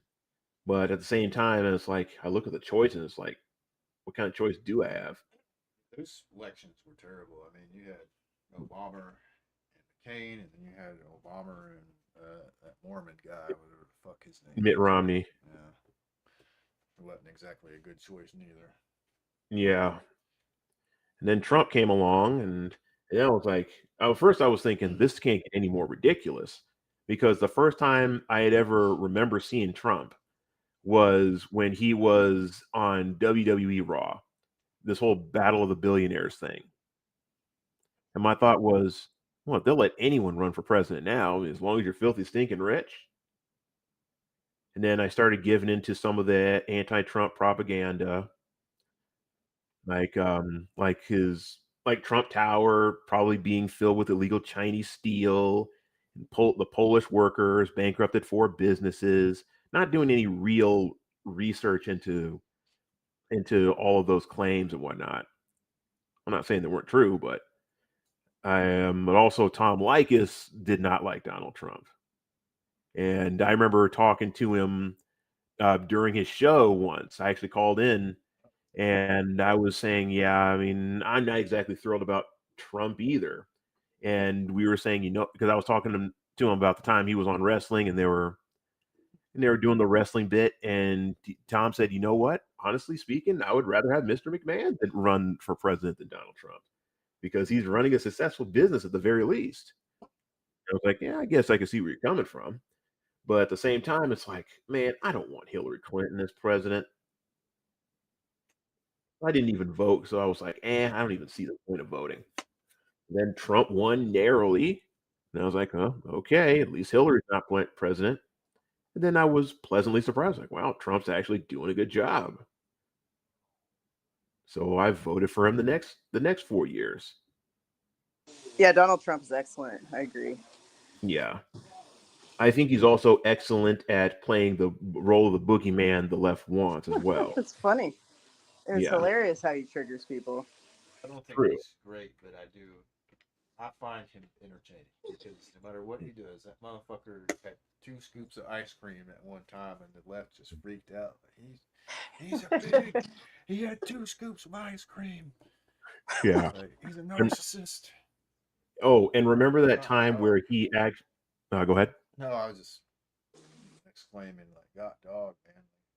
Can't the guy have Yeah. 2 fucking scoops of ice cream? I'll have 2 scoops of ice cream tonight. How about that? Yeah. Nobody gonna freak out about that? I won't. But That's so And selfish. There's children in Ghana dying who don't have any ice cream, and he had No 2 ice. scoops. God, How Yeah. could he? how dare? How dare he? At the same That time, white. like people act like he's like the next coming of Jesus, or like he's Mhm. some kind of superhero. Like I don't think he's the greatest thing ever by any stretch, but he's better than the alternatives, and it entertains me how they freak out about shit like that. Oh I yeah, became definitely a would fan of agree about Trump when that. he was on Celebrity Apprentice. I used to watch it with Lil Jon. It was Hmm. great.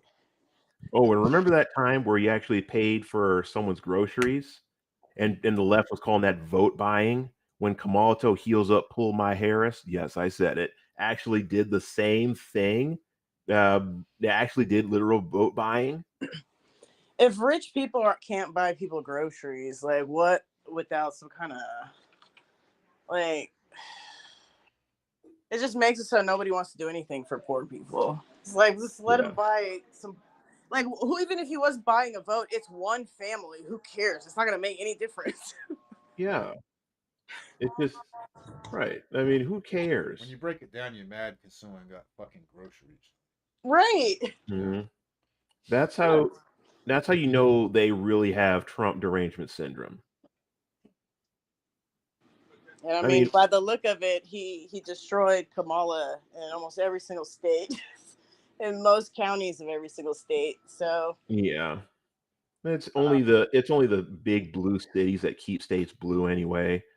I yeah, mean, in my state, let's just say that most counties here are deep red and just want nothing to do with Democrats.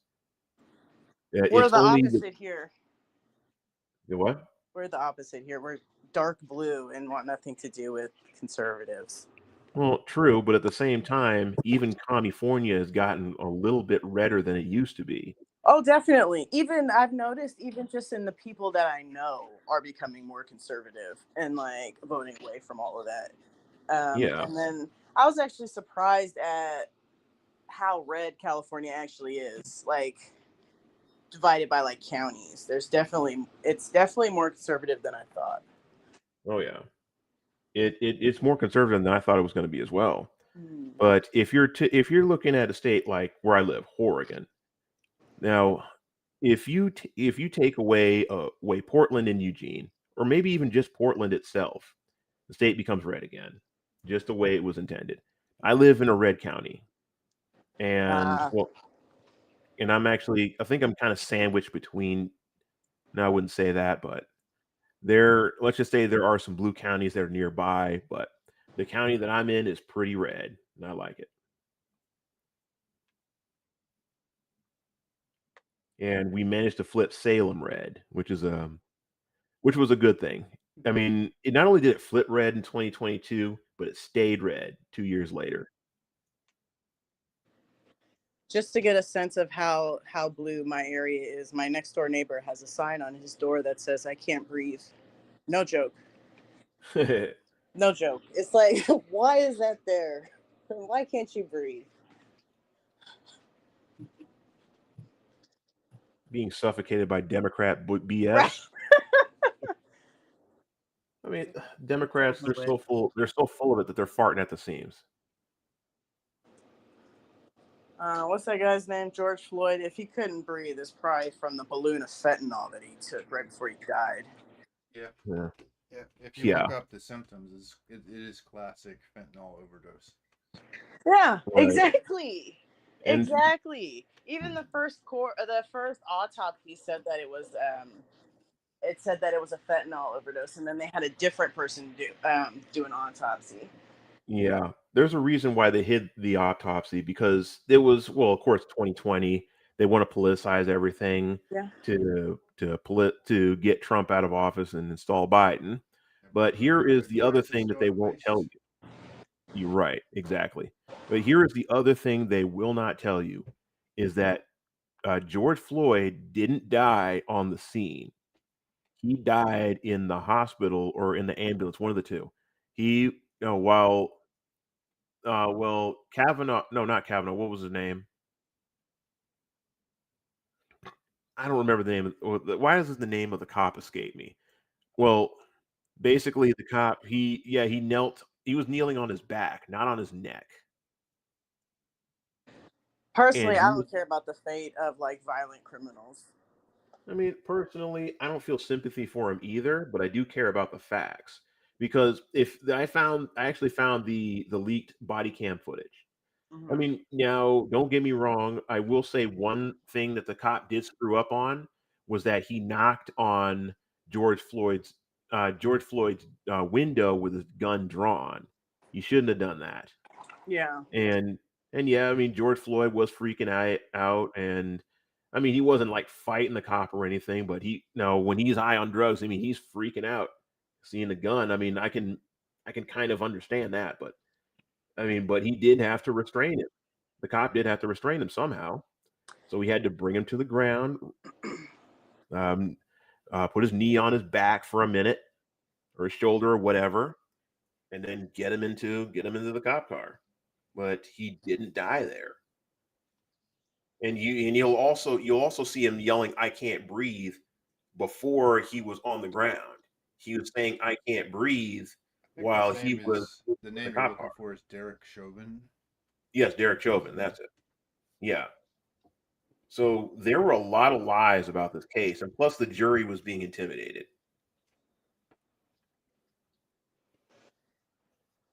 So when you have jury intimidation, withholding of evidence, that's grounds for a mistrial, I believe.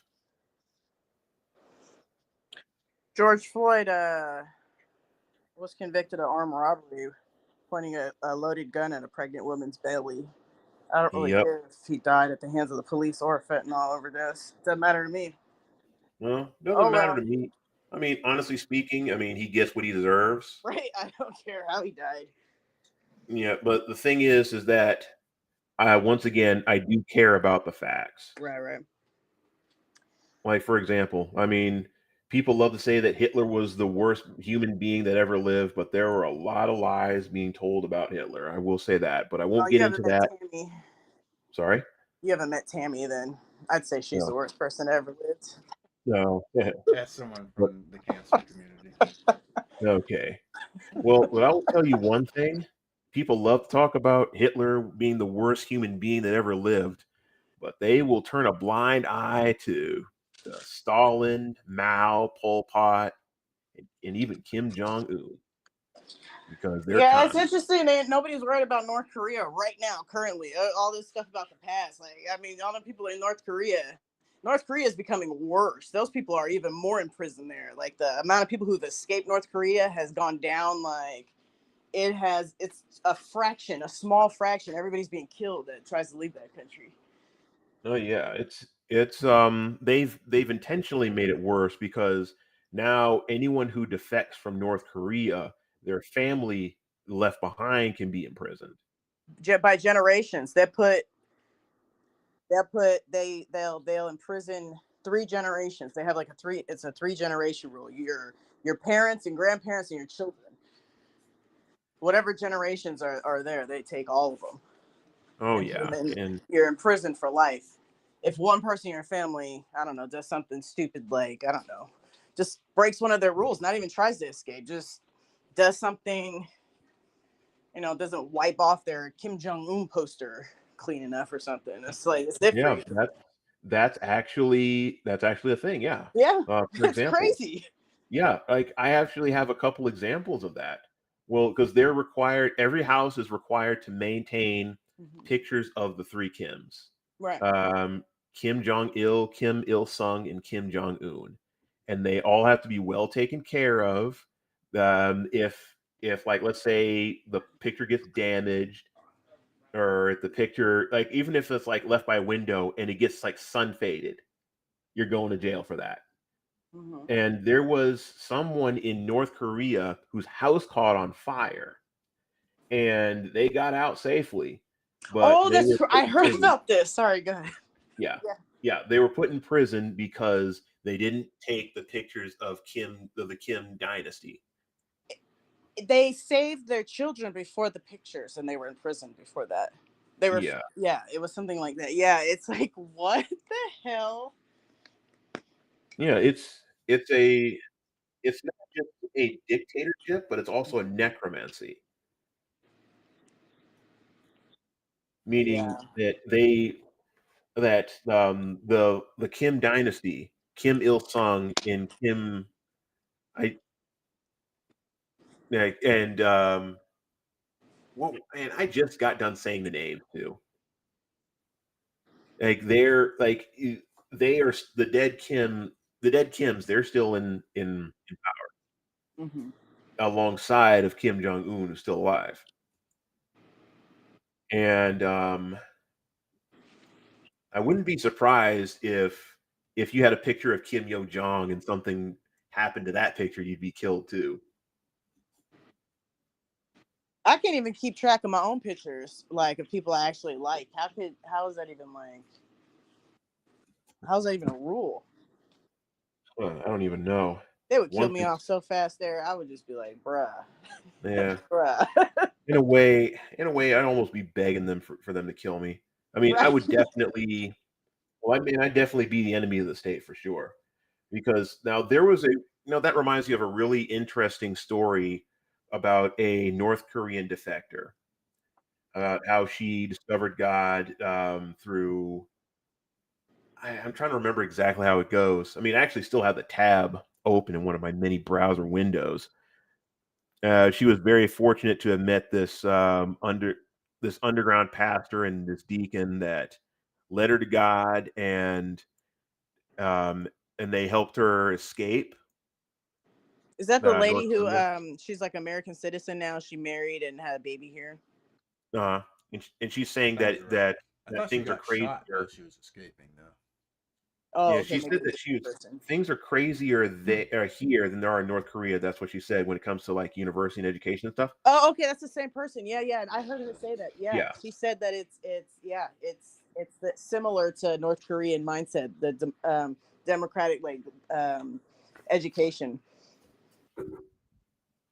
yep. They shut her ass down pretty quick too. Oh yeah, They don't want they her, did. in any of these fucking. They don't give a fuck about her story anymore. Yeah, I mean, God forbid you say anything negative about communism. I mean, unless you're maybe talking about Russia proper, not like Soviet Union Russia. Because like, there's one thing I've noticed, like, especially it's a common thing in video games, where it's like the Nazis are the ultimate bad guy, but and they'll have like video games dedicated to like Nazi zombies and stuff. I'm like, well, why not having Nazi communists? Well, that's like a bridge too far, though. Because You know what? That left wing scums or narcs that would never want to admit that they're wrong, and oh, to do that absolutely, would admit that there's something wrong with you know communism. in So in their absolutely. defense, I feel like most people who are on the left are just don't understand. They're just very misinformed. I don't think they're just like intentionally just shit. I think they just don't understand. They're brainwashed. Yeah, totally brainwashed. Everything is racist. And like, when I was like younger, the most scary thing, like seriously, it was scary, is a conservative white man. They train you to like be afraid of that. And I it's like, am the why great are you scared? Satan. Hmm? I am the great Satan. You are, man. You're terrifying. I'm Mhm. terrified. Yeah. But it's I like, mean, but like, why be scared of white people? It's always the white man. They have to be afraid because they're out to get you. Pookie, why you out to get us? I don't know, man. It just popped in my head one day that I should plot against you guys out of nowhere. I Yeah. mean, and I'm even, not even 100% white. I'm part Mexican. My dad's half Mexican, but I look enough like a white man. I'm white presenting with blue eyes, so I am the great white devil. Me too. I thank Me you, too. White Devil, for everything that you've done in America, making this country great, inventing all of these things, creating this wonderful republic, giving me access to all these guns. That's one of the major things. That's one of the best things. Oh I yeah, one of the identify best as a things in white life. man, just so that I'm feared. Yeah. You Oh, so identify you GLM. identify as one? Yes, Oh, GLM. Have you ever watched the show Boondocks? I am not. You have not watched the Boondocks? I've No. seen little clips. I actually think you've sent me some clips I from it. might have sent you. Yeah, I've seen little clips people have sent me. I've never like gotten into the show though. No. So you've never seen Uncle Ruckus before? Yeah. He does an Uncle Ruckus impression. He's a cartoon character Yep. on the Oh, show. that's absolutely right. Uncle Ruckus here, no relation. And I definitely appreciate everything the white man has done in my life. Took me out the jungle, gave us jobs, gave us clothes, gave us clothes. He really does sound a lot like him. He's got that. Can you do Cartman? Yeah. Yeah. I mean, I can do a number of voices. This Uncle Ruckus is my most popular one. I can do a pretty mean Tammy voice. Yeah, she actually does. Not to keep bringing that up. Just like that person. It makes me laugh every time. And I'm not even on like bad terms. I just stopped talking to that person.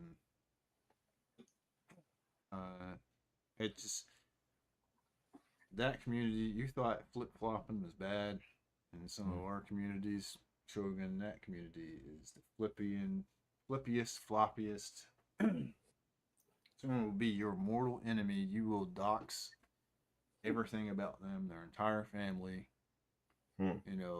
Go to no lengths, and then like within 6 months, you guys are best friends like never fucking happened. That's how it works over there. It's like the craziest shit I've ever seen.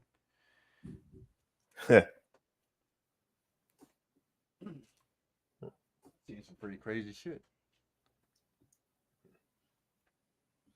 And speaking of crazy things, and now speaking of like going back to Washington and whatnot, has DDJ ever done anything crazy lately, or is he just like completely in the shadows? I know some stuff that he's done. I know where he's hiding, things like that. I just leave him like, I've mentioned that before, but at a certain point, when your enemy's defeated, you just gotta stop punching. I could make it worse, but there's not really a point. He's defeated. He's in the shadows. He's not around. He's not hurting anyone anymore. Well, I mean, he is hurting people, but there are If people he who needs I to be don't trolled, know. let me know. Huh? If he needs to be trolled, let me know. Oh, I've trolled. Like, if you've watched my stuff, I've trolled the fuck out of this guy. Oh yeah, Exposed the shit out of him. So there's stuff I haven't uncovered, like that I know about. That I just, like I said, there's a point where you just gotta stop punching downward, and that's basically where it's at. Unless if he was to show his ugly mug again, then all bets might be off. But for now, as long as he's just fucking people's lives up that are in his personal life. I don't really have any attachment to, I'm just gonna leave it alone. But yeah. Yeah, well, yeah, I mean, at this point, yeah, he's pretty much a defeated foe, I guess. But Yeah. I mean, I still find it interesting how small of a world it is, considering me and DDJ used to live in the same town at one point. Yeah.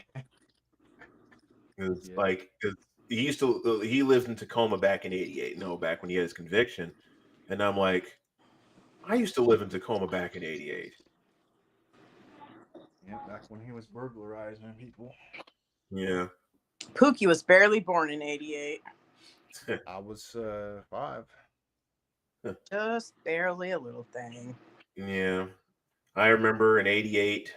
I remember we left our front door open one night, and I found a rusty nail in the walkway. I threw it under the car, and it splashed in a puddle. And I was thinking, "Whoa, that rusty nail just disintegrated." So I couldn't tell if there was a puddle of water under there. I was thinking that it would just like disintegrated or something. Yeah. Simpler times, my man. Yeah, good times. Back when all I had to do was just behave. I could watch David and the Gnomes. That was my favorite cartoon back then. Oh, I love watching DuckTales, and I used to have nightmares about the news anchor lady that was in the news back then. By the way, I used to plot ways to destroy my brothers. Those were simpler times. Yeah, I heard. You Oh, yeah. burn the house down. That's right. Yeah, I heard about that story. Well, I just meant like we used to fight and make fun of each other. I didn't mean murder him. Yeah. Well, I mean, that's what children do. From very, very reliable sources, she burnt the house down to try to murder her brother.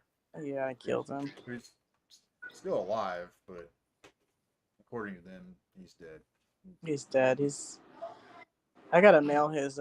He's got children. I had to mail his kids the Christmas presents. I haven't mailed anyone's Christmas presents yet. I'm a bad auntie.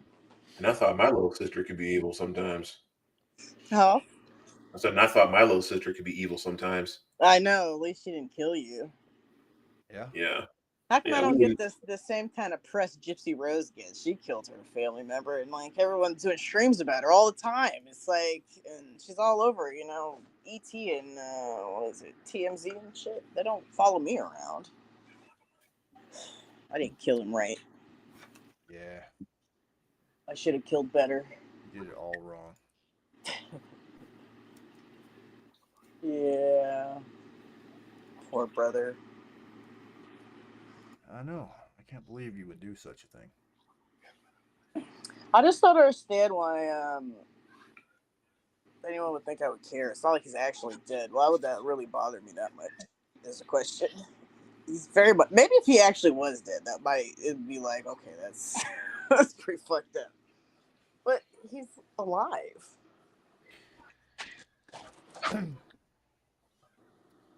Yeah.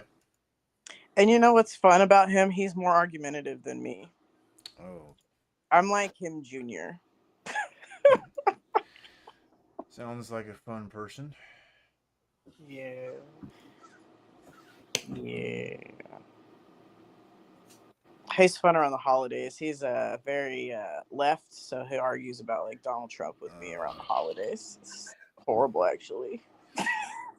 Yeah, my family kind of got a rule. We try not to talk politics. Typical, when we have family get-togethers, we don't want to talk about that shit.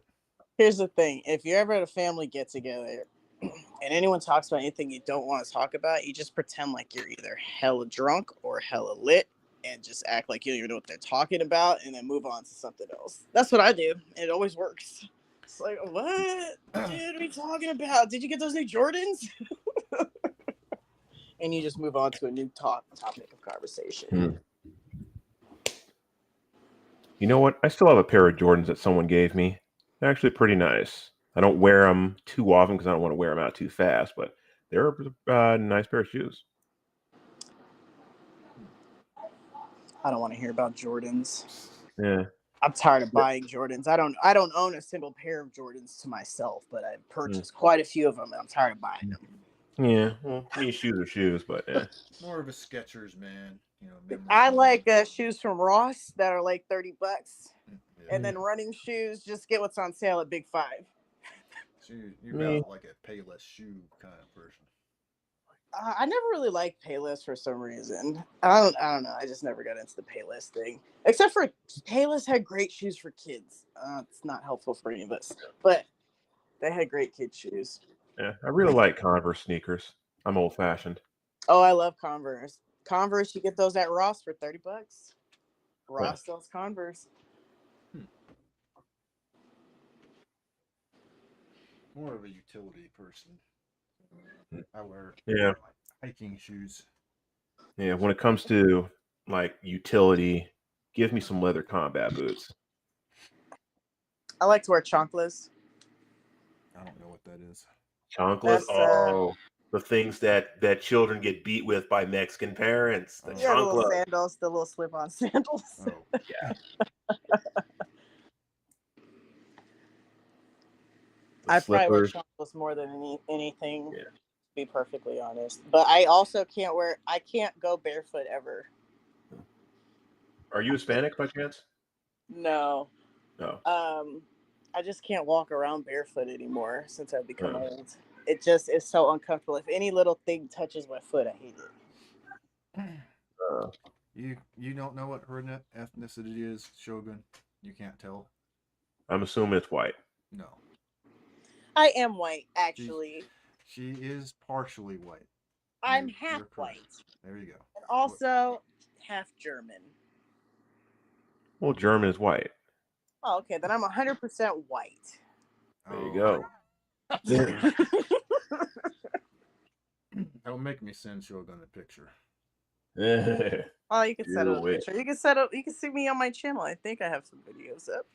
But just because you see me doesn't mean you're gonna guess what race I am. Most people think I'm Hispanic when they look at me. They do get confused about that. I guess Hispanic because you mentioned the word chancla. Oh. No. Yeah. I'm only She a doesn't quarter. even like Mexican food. I don't like Mexican food at all. You guys, when you guys said tacos, I was actually outside cleaning my back patio and I couldn't. I was gonna say ew tacos, but I didn't want to ruin the moment. Yeah, well, How dare you insult the food of my people? Right. Oh, sorry, got a cough. Birria tacos are mid. They're all right. No, but I'm Irish, Black, and Native Indian. I'm white presenting. I am Black and Puerto Rican, so I'm Black and Hispanic mostly. Okay, so you're also white presenting. Well, all white presenting off screen. There you go. Same. Yeah. This is like a regular old clan meeting we got going on up here. It's nice. I know. White power. Right. And other things I can't say on YouTube. I'm getting Pookie wrapped up in some shit he ain't trying to be involved in. People are gonna think I wear like a white cloak or something. Right. Man, if YouTube was a free speech platform, I would have just said some things in response. I would have let all the Uncle Ruckus flow, but nah. That's why, I mean, I like about everybody, so. I say everything I want on my own channel. I try to not say. But I can't really have Sonny Crockett on here. Yeah, I would love to have Sonny Crockett on, but he is not YouTube friendly, unfortunately. And you're gonna make me take a screenshot of your YouTube because all I got is that old. What do you think about bathtub picture? What do you think about Georgie? Georgie. He's your favorite, man. State of the country. No, he's concerning. This guy, yeah, it's very concerning. Like, I'm not a fan because mean, the guy, he gets on camera, he gets on her stream, and he just goes right to mauling himself on camera. No. If you know what I'm saying. Yeah, the last time he came up was like he went right to the extreme. He like went right to camera to the crotch and like what are you doing there, bud? I need WhatsApp. Send me WhatsApp. Here, I'll tell you. I'll send you a video. Joey. Okay. Do you have a video of Georgie? I don't want a video of Georgie. Oh, you're saying a video of me. A video of you, yes. Okay. Georgia. No, I don't want nothing to do with Georgie. Georgia. He's the typical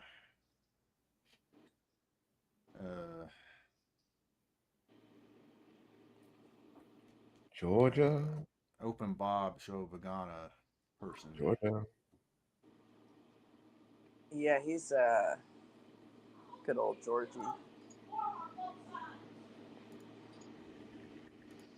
He cussed me out one time and then he disappeared for like a year and came back. Oh yeah, he did the bitch lasagna thing to you.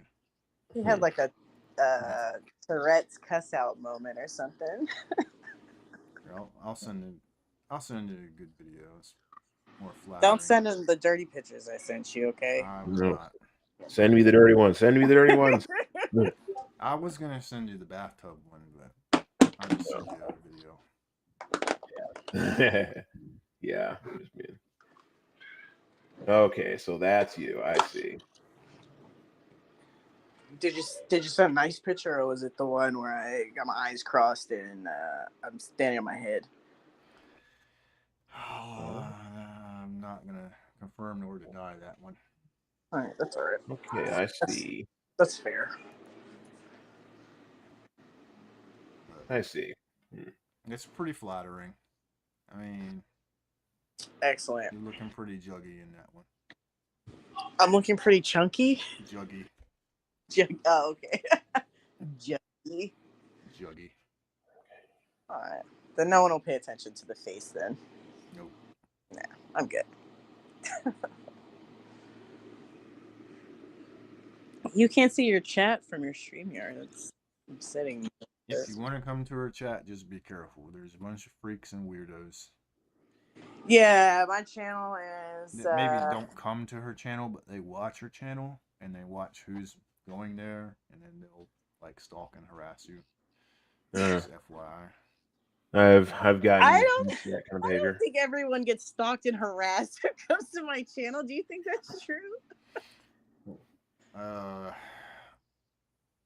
You have people that, okay, they hate watch her, and if you say anything, they'll check out who you are if they see your name. I promise you, that's the way these people operate.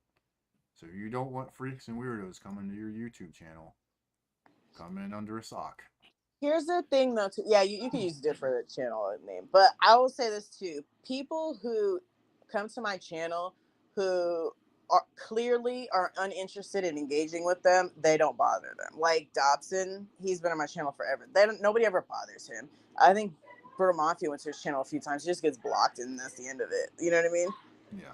But I think when people try to like engage, then they'll like engage in the drama. Then they're gonna start bothering you. If you have an opinion. Yeah, exactly. Yeah. So I don't go in there under this. I have a totally different YouTube channel that I hang out over there with. I'm not allowed to share out his She is channel not allowed, on my 'cause I don't wall. want any of those freaks coming over here. I don't want them to know anything about me. Man. What about your best friend Savannah? She can come over. She doesn't swallow, so I'm not really. I mean, That's we true. ain't She that good shouldn't of have shared friends. that. You can't be friends. You can't be friends with a woman that doesn't swallow. Poor Savannah. That's rough. I'll talk her into it. I feel You'll like have you'll have to convince her. Yeah, I feel like she might change her mind. She might. Oh, that would be a crazy conversation trying to convince somebody to do that. Like, hey, listen, you're gonna have to start doing this. Act like you ladies don't talk like that to each other. I actually don't really talk about that at all to anybody, to be honest. Like I don't really talk to anybody like that unless I'm doing that with that person. Okay. I Well, don't really. you're more of a conservative person, so Yeah, I'm a innocent angel who I'll be doesn't right want. back. I I'm gonna grab some slices of pizza real quick. All right, enjoy. It's pepperoni with a little jalapeno. Although on live stream, I make some jokes in that nature, right. but as far as like what actually happened, like, I don't like that's not too. Yeah, that's the funny thing. You make those jokes, and those freak shows take it like, it's gospel what you do. Like Oh yeah, yeah, yeah. Burger Oh, I King, don't mind that Burger as long as King it's not. still spreading around that you like to be pissed on or whatever. So she thinks that's legit. If I did like that, I would not share that with anybody. Right. On YouTube. But it is coming from the drug-addled mind of a mentally ill person. So I mean, I don't understand why nobody says anything about me and B Socks. Like B Socks always asks me to fart in his mouth, and I always say I'm gonna fart in B Socks' mouth, and nobody ever's like, oh, just fart in B Socks' mouth.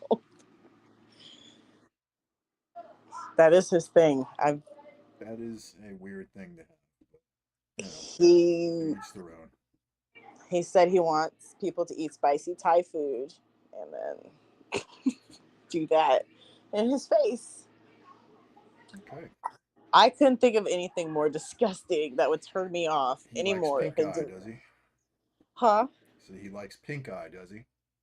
Yeah, he likes icky stuff. I think he might be into a little bit more than just the air from the backside. Yeah. Yeah. He sounds like that kind of person. I just don't think he's like really said it on YouTube yet, but I feel like it's gonna come eventually. He's gonna be like, "Hey GLM, can you have diarrhea on my face, please?" I'm like, oh man, that sounds terrible. All right, this is getting a little disgusting. Yeah. We need to move on to something else. I apologize. Like, gotta move on. There's a lot of weird people in that sector of YouTube, man.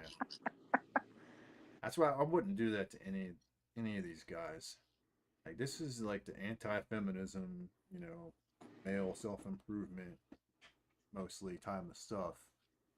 So none of them would really like it over there. Yeah.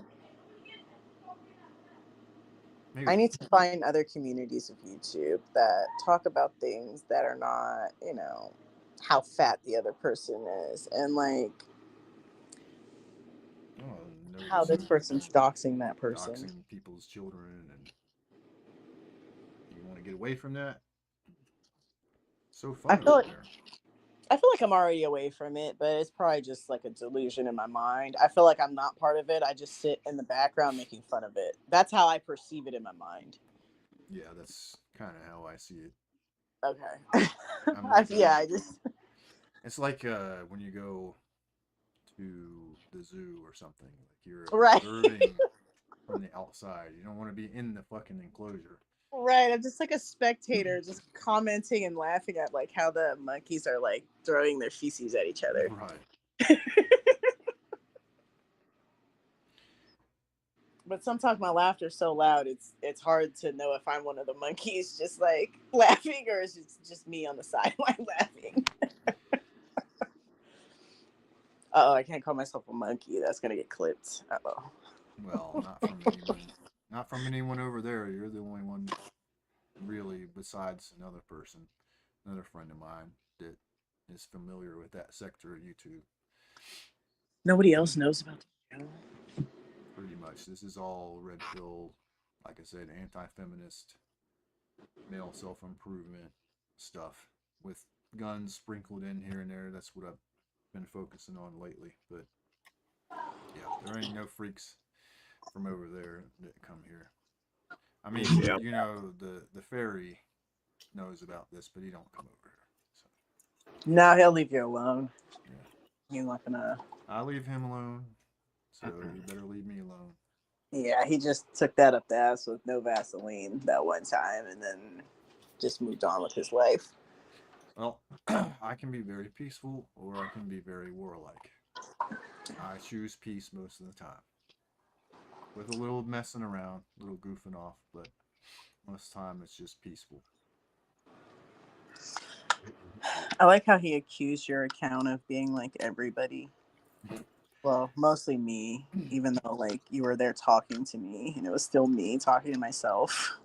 Mhm. Yeah, she's talking about I did go on a troll campaign for a little bit there in this other community, out of character for me, but I went on a troll campaign where I was not myself, if you will. I created a character, and It was a it great was a character. lot of fun, and it drove some people crazy, and people The only were. thing I didn't like about that character is that you just told everybody that it was you. You could still be that character right now. I got bored of it, you know, honestly. We should have passed the torch. I could have. Well, I guess I still can. No one would know. Right. I got bored of it. Faceless trolling isn't as fun as like, It's really not. It's being so much more yourself. fun to say it as yourself. Yeah. I'd rather just do real as myself trolling if I want to troll, which I do a little bit here and there, but the faceless stuff it just gets old and boring. Mhm. Yeah, agreed. But it was fun. It was fun while it lasted, but then it just wore off. It got boring. Shogun has no idea, but you probably find it to be pretty entertaining. It's all very About entertaining, it. but there won't be any self improvement in that No, there's no area. self improvement, nothing really worth talking about. They just make fun of each other's looks and dox each other's children. Yeah, make fun of each other's trauma in life, Yeah, and then also say you have like tragedies and ask for money based on those tragedies. yeah. There's a lot of e-begging. Yeah, everyone's got cancer, everyone's lost their job, and everyone is in need of financial support. It is kind of like the dark period of MGTOW a little bit. The only difference is like people in like the MGTOW sector typically hide their identity. Like they don't tell people their name and location and show pictures of their children and you know what I mean. Yeah, A lot of them I don't don't even show blame their them. face. I just did that. I was never a MGTOW, so I didn't really care to show my face. I'm pretty open about. Coach Eli's previous MGTOW.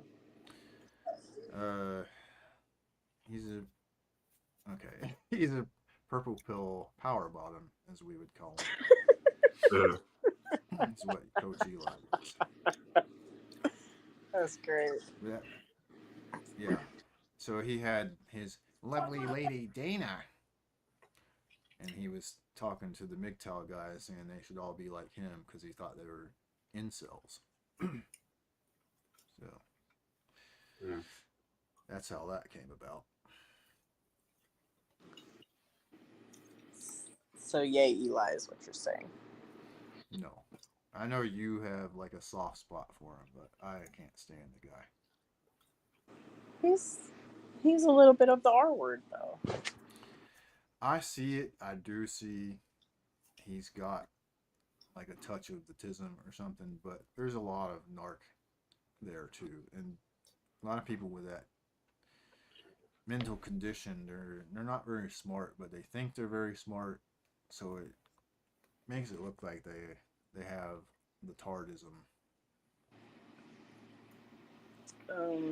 So you don't think he's a I tard? think there's a touch of it. I do think there's a touch of it. Yeah. But I think there's more than what people think. I think. Mostly it's narcissism mixed with him being sheltered, coming from wealthy family. I don't think he's narcissistic. I don't think that. I think that he is unable to understand social cues. I think his desires are similar to what other people's desires are. He just says them way too much and he doesn't understand like the social cues around it. Oh no, I think he's a narc. He thinks he's Yeah. superior. The whole life coach with no experience at all in anything, that's pure narc.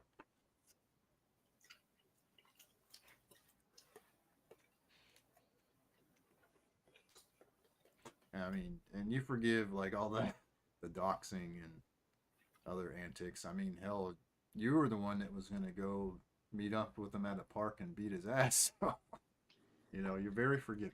I will never forgive I you. actually went to his house. People forget this Yeah, for you some did go reason. to his house. Yeah, everyone's always like, "Oh, you went to his park." It's like I went to his house too. You did go to the kindness corner park though, too. So To be honest, when I went to the park, it was in the morning and I knew he wasn't going to be there. But when I went to his house, I knew he was there. So the park wasn't to bother him. It was just to annoy him that I was in the park, you know. But going to his house was well, because he had doxed my kid. yeah, Yeah. Yeah.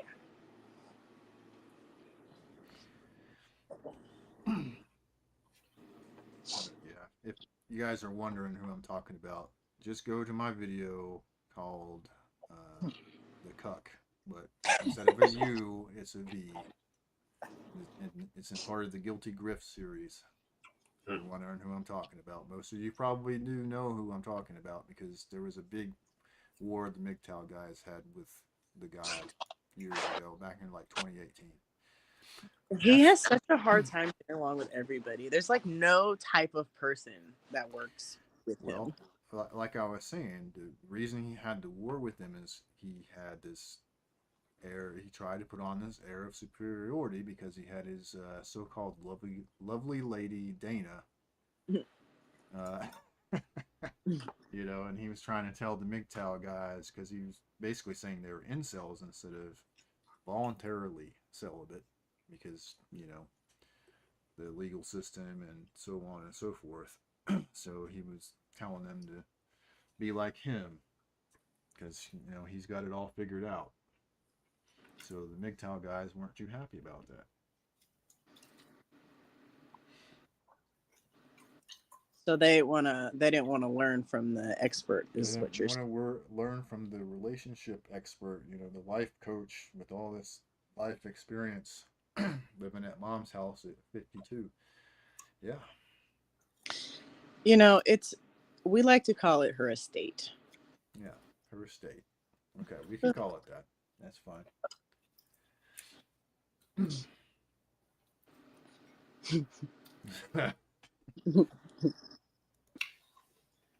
There was one time Jack just put on Eli just something to listen to, and he like messaged me. He's like, I listened to Eli for 5 minutes. He's like, this guy is such a fucking shitbag.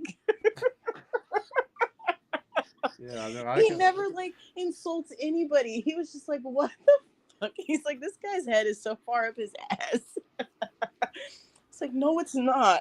You just have to listen more.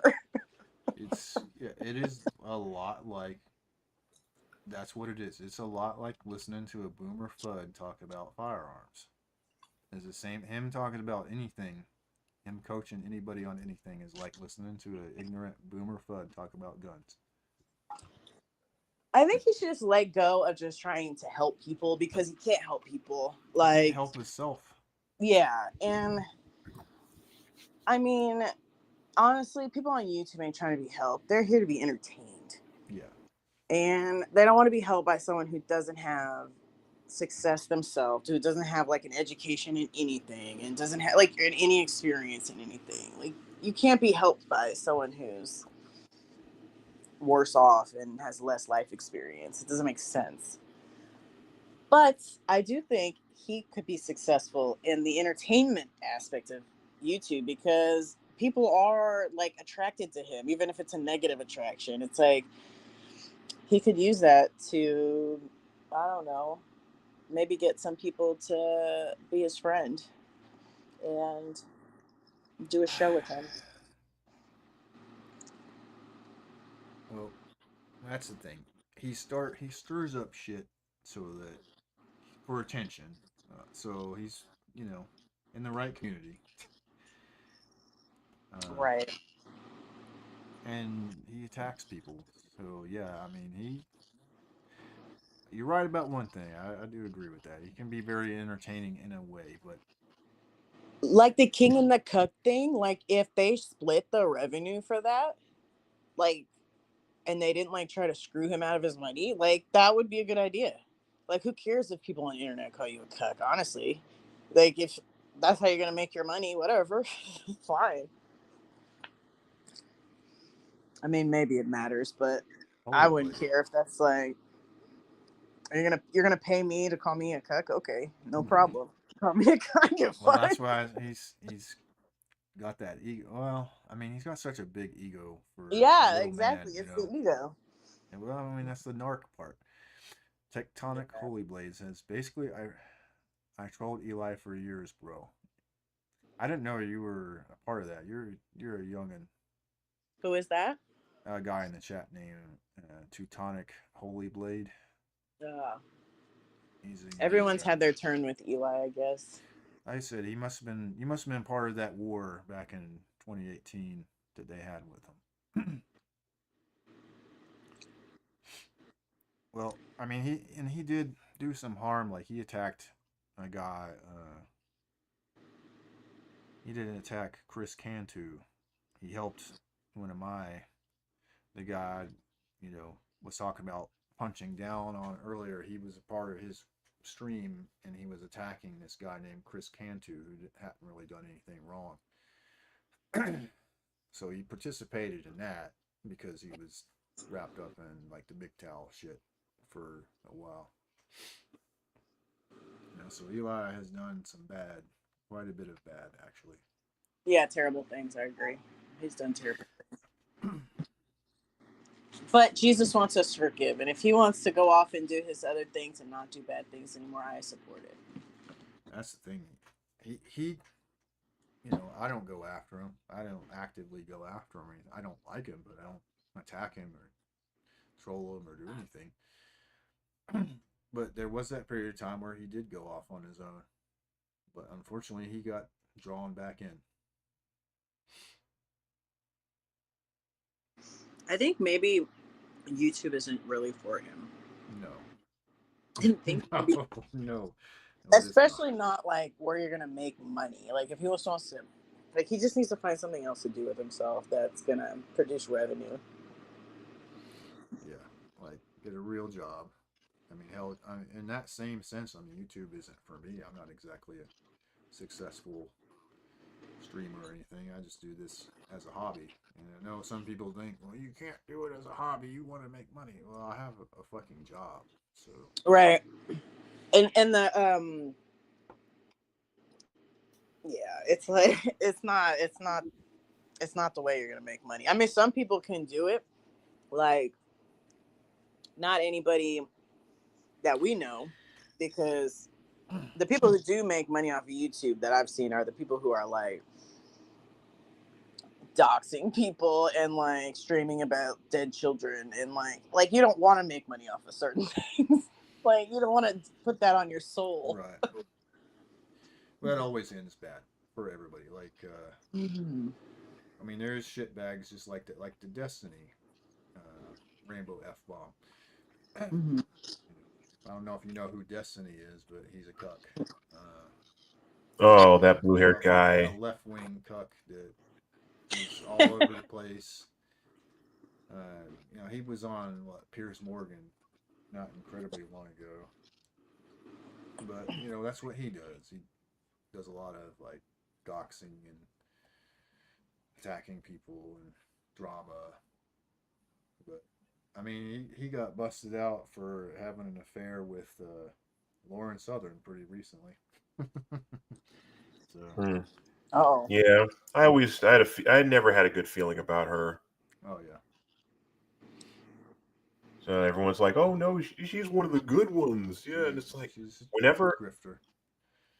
Yeah, the thing is that whenever there, and I'm not saying that every woman does it, but whenever there is a woman who has a channel that's all about like the MGTOW and just talks all the talking points, and you have all these Sims who are like, "Yeah, you're one of the good ones. I hope I want to find one like you." And it turns out that she's basically one of the grifters. And it's like there's very because typically nowadays when I see one of these channels, I just turn the other way. It's like I don't want to hear a woman talk about man's issues because one, I'm a patriarch. Two, how do I know if you're not a grifter? I mean, there's one that I do like who I don't believe she is. I mean, besides Girl Rights, what? I always forget what her name is, but she's the one that will find some video of like some chick complaining about men, and then she'll like interject like, okay, I wonder what this is gonna be about. She'll the What is girl it? that she's talking about say something stupid, and then she'll then There's a she'll say something. couple of them that are decent. Yeah, Far from Eden. Just to let you know, I do have a Lady MGTOW channel.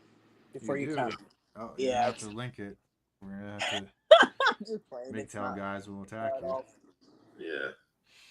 Yeah. But I'm It not is really hard, gonna. but I mean, I understand your point. It does make it hard to believe in these gals because usually it turns out to be like a thirst trap, like an intention trap. I know a lady who is in MGTOW just to be around men. Yeah, well, men need to gatekeep. Pookie knows her too, and she's just a drama whore. Well, this is why I believe in well, gate. I could qualify as a few. Um, Mhm. We'll just leave it the in one, general. Yeah. the one you're speaking of is gone. She went to the Ukrainosphere. I do not speak to that person anymore. Oh. I haven't for a while. Of course, she called me a Nazi, so. Really? Yeah. Yeah. Story for that I'm not going to. Yeah, that's fine. Yeah. You can tell me that one later. Yeah. Jeez. Girls always getting mad about dumb shit. That's why I love being single. That's why I'm not a lesbian. There you go. That's it.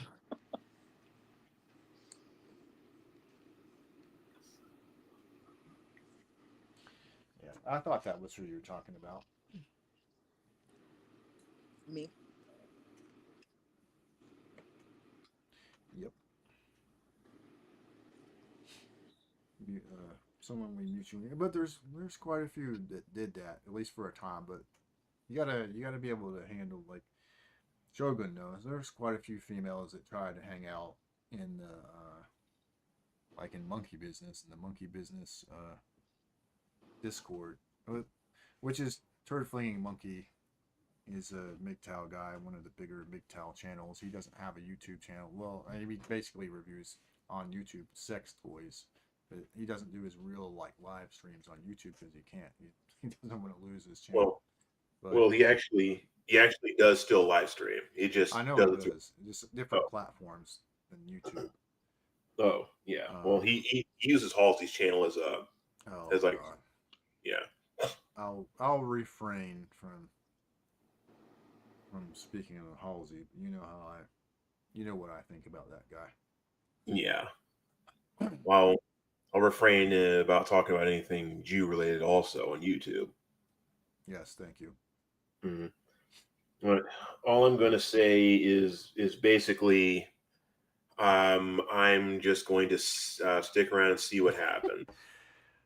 Yeah, I know what you're saying, Holy Blade. There was like that was a weird thing in monkey business. I will talk about that. There was like dudes in there. This is what gives the MGTOW a bad name for that exact reason. So there was dudes in monkey business that would be like talking about how they were banging traps and stuff. Like, Oh man, I remember I don't that. know if you remember the guy, but it was like, I what the remember it. fuck? Okay, like, what are you doing here? Because you're basically a rainbow person. So what are you doing in MGTOW? Because you clearly like women are not your issue. You know, they're like, oh, it's not gay. Traps aren't gay. Yes, traps are gay, sir. I Yes. regret to inform you The traps are gay. I mean, on top of that, we were trying to tell him to stop talking about traps and We lost stop GLM. linking trap dating profiles in air quotes. I remember that. Yeah. GLM dropped off. Yeah. She might come back. I remember when he had posted one of those links, I was the only one that caught it. And I think it was also MGTOW was basically getting on everyone for not even catching it. And I was the only one that caught it. Yeah, I used to get into. I tried to argue with the guy. He just wouldn't, and I just avoided him after that. Like I just can't. Yeah. I can't deal with this motherfucker. I'm sorry, but can't do it. But there was guys like him that made the MGTOW guys look like they're a bunch of rainbow people, and that's exactly what Holy Blade said. I don't know if you can see chat, but Holy Blade said, I used to be MGTOW, but then I realized how many gay MGTOW was for young guys. Okay, well, I'm trying to find that tab again. I ran out of RAM, so a lot of my tabs crashed. Gotcha. So I'm trying That's to okay. find. I can read the chat to you. By the way, okay. it I was found it. a well rod. The gun I was thinking about. Real name's not given. Okay, I do. It was a well rod. I remember his name, but I remember who he was. I just don't remember the name. I don't want to remember his name. I remember the avatar he had. Yeah. Yeah.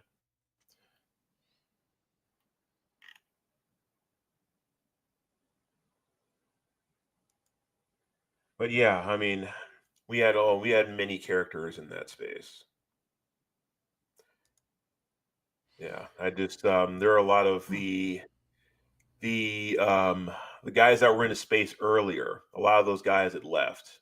Yeah, well, you remember those were the good times. Like, oh yeah. My story. I'll tell it again. Like, I never wanted to be MGTOW, but I was Red Pill, and I didn't have anywhere to talk to other people who were Red Pill. So I did come to Monkey Business, and in the early days of Monkey Business, it was a bunch of the older, more mature guys that were, a lot of them were divorcees. I can give you the link again, GLM, if you want to come back up. Or if you need your phone to keep charging, whatever. But if you want to come back, you're welcome to. And I just didn't, I wanted to talk to people, like-minded people. Yeah, they were older, they were divorced, they were guys that had been in nasty relationships, falsely accused, you name it.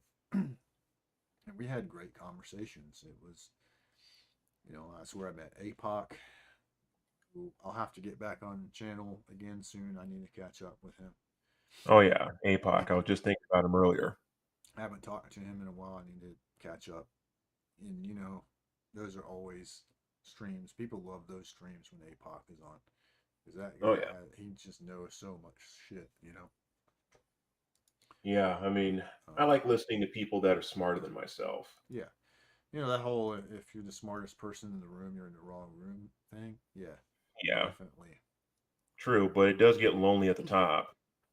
Right. I mean, the thing is that, I'm not trying to, when I say this, I'm not trying to brag. I know some people tend to get that idea that I'm gloating or bragging or say, well, how much you must watch a lot of Rick and Morty, and it has nothing to do with that.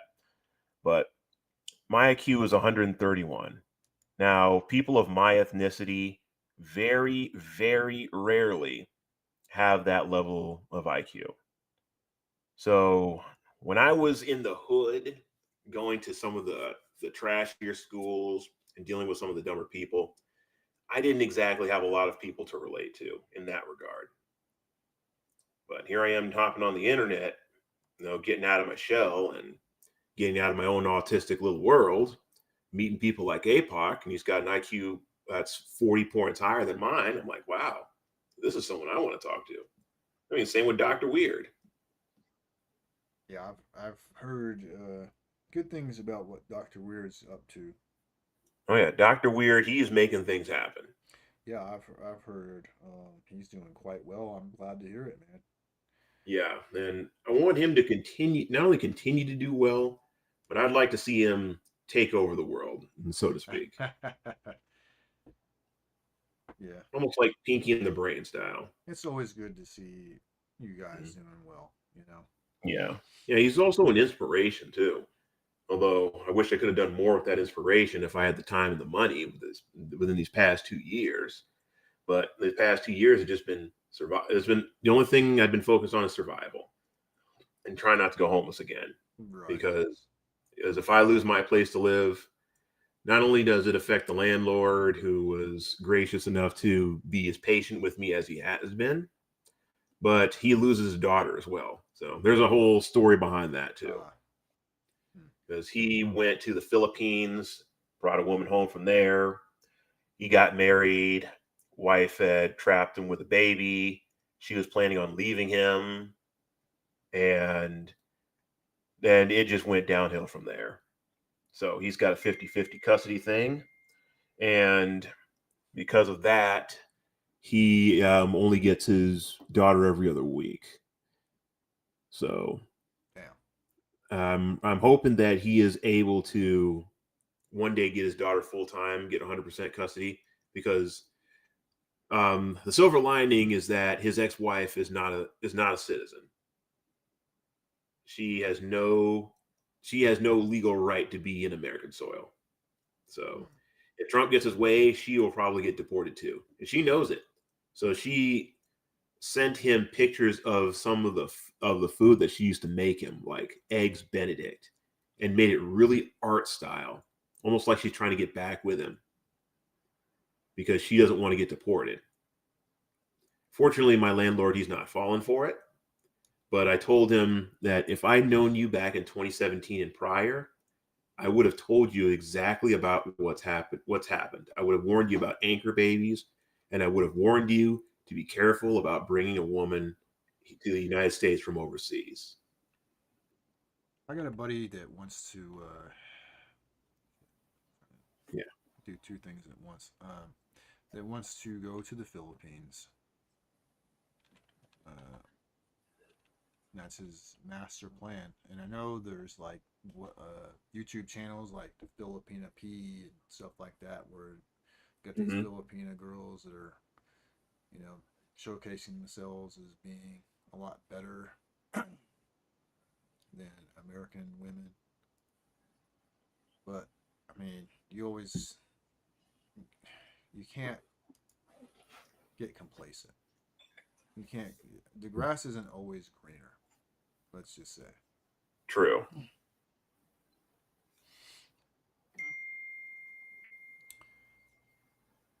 Okay. Bulgarian. Sorry, that's my fault. It's all good. I was looking at. I was trying to see what a Makarov's going for right now. Oh. So I had to get on classic firearms. So Bulgarian Makarov pistol for $339. Not terrible. Not terrible. Well, yeah, not terrible, but I just miss the days when. I mean, this was probably before I could buy these guns, but you could just get them for like $50. Yeah. Oh, the back in the day of the SKS and shit, when you could buy like a whole box of SKSs for super cheap. I can't remember how cheap, but they were, SKS might have run you a couple $100 a pop. Yeah. Maybe. Now you're gonna pay 5 times that with ease. Yeah, I mean, $1,000 for an SKS is crazy. Yeah, they're probably somewhere around 700 to 1,000, depending on the quality. I'd have to look again, check. Yeah, and country of origin. Now, Country of origin does make a difference. Yugos might be a little bit cheaper, but you're asking for problems with them. So.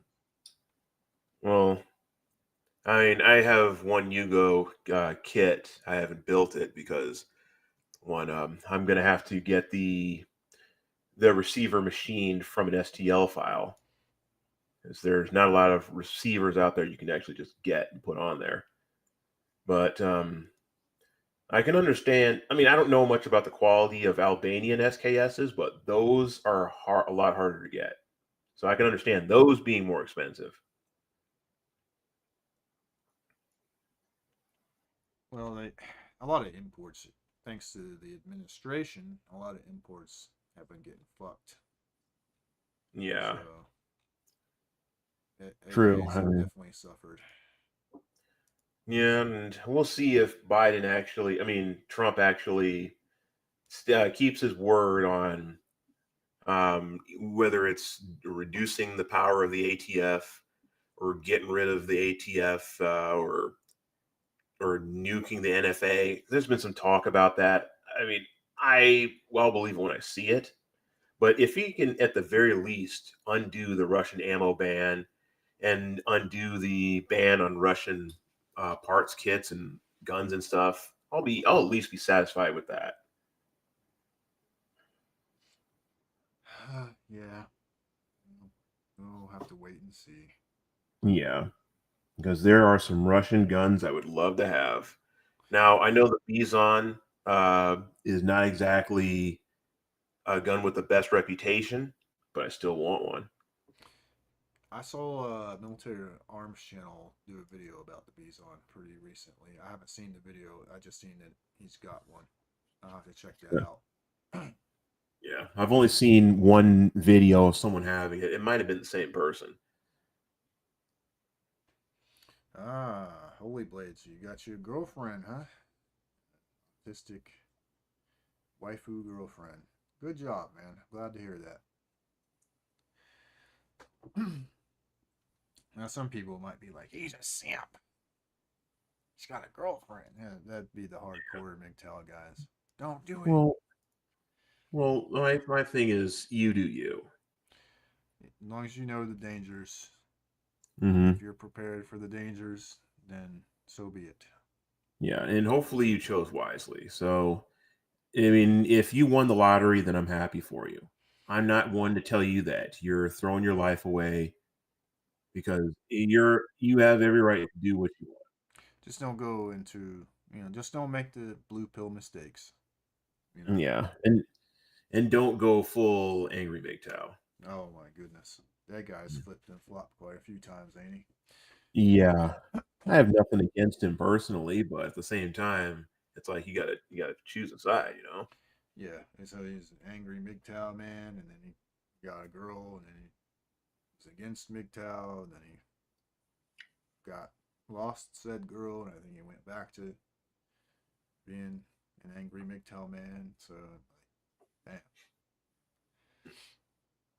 That shows like that your principles are very loose and flexible. Yeah.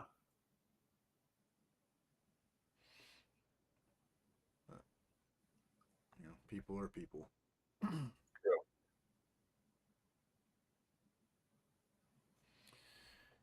Yeah, real name's not given. Said his internet was crapping out, but he did tell me that it was the well rod. That was the gun I was looking for Mm.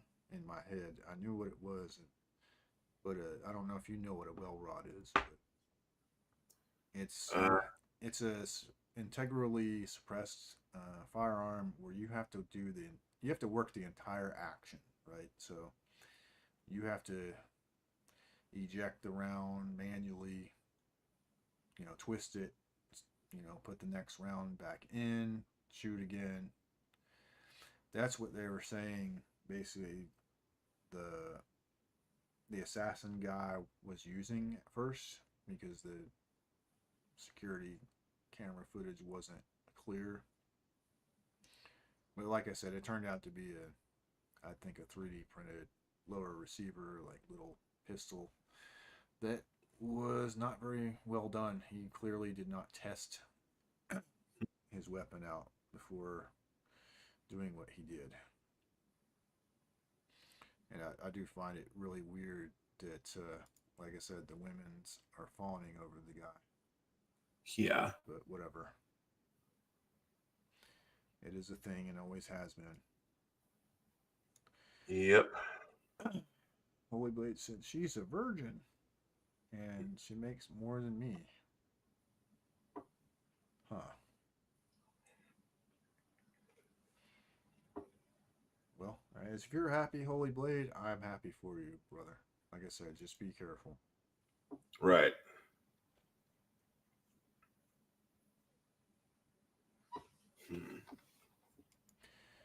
Well, this went on a lot longer than I was expecting it to go on.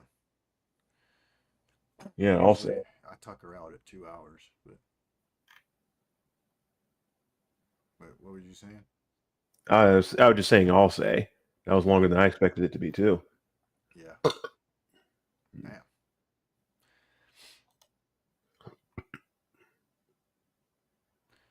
Hmm.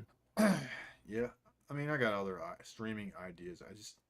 I like to have my ideas solidified, so I have to iron them out before I feel comfortable doing a live stream. I don't like to spitball that much or go on, I mean, journeys intellectually. I mean, some people do. Unless I have someone to bounce ideas off of, then that's a little bit different. But there is a subject I'd like to talk about or make a video. I'm not going to reveal what that is because I like to, surprise people. But I'm going to have to do some thinking about it and iron it out in my head before I feel comfortable doing it. Got it.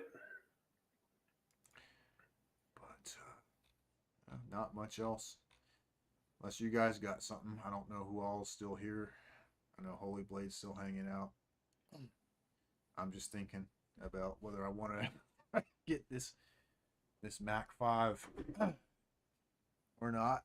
So I'll be heading to the gun shop probably Monday. I wish I could say the same thing. Until either my vehicle works again or until I can get another one, it'll be a while till I can actually make that simple trip to the gun store because one, I need some more 45 ACP. I want to see if the ammo that I brought to the pawn shop is still there, as well as the other guns. If they are, I would like to get as many of them back as possible.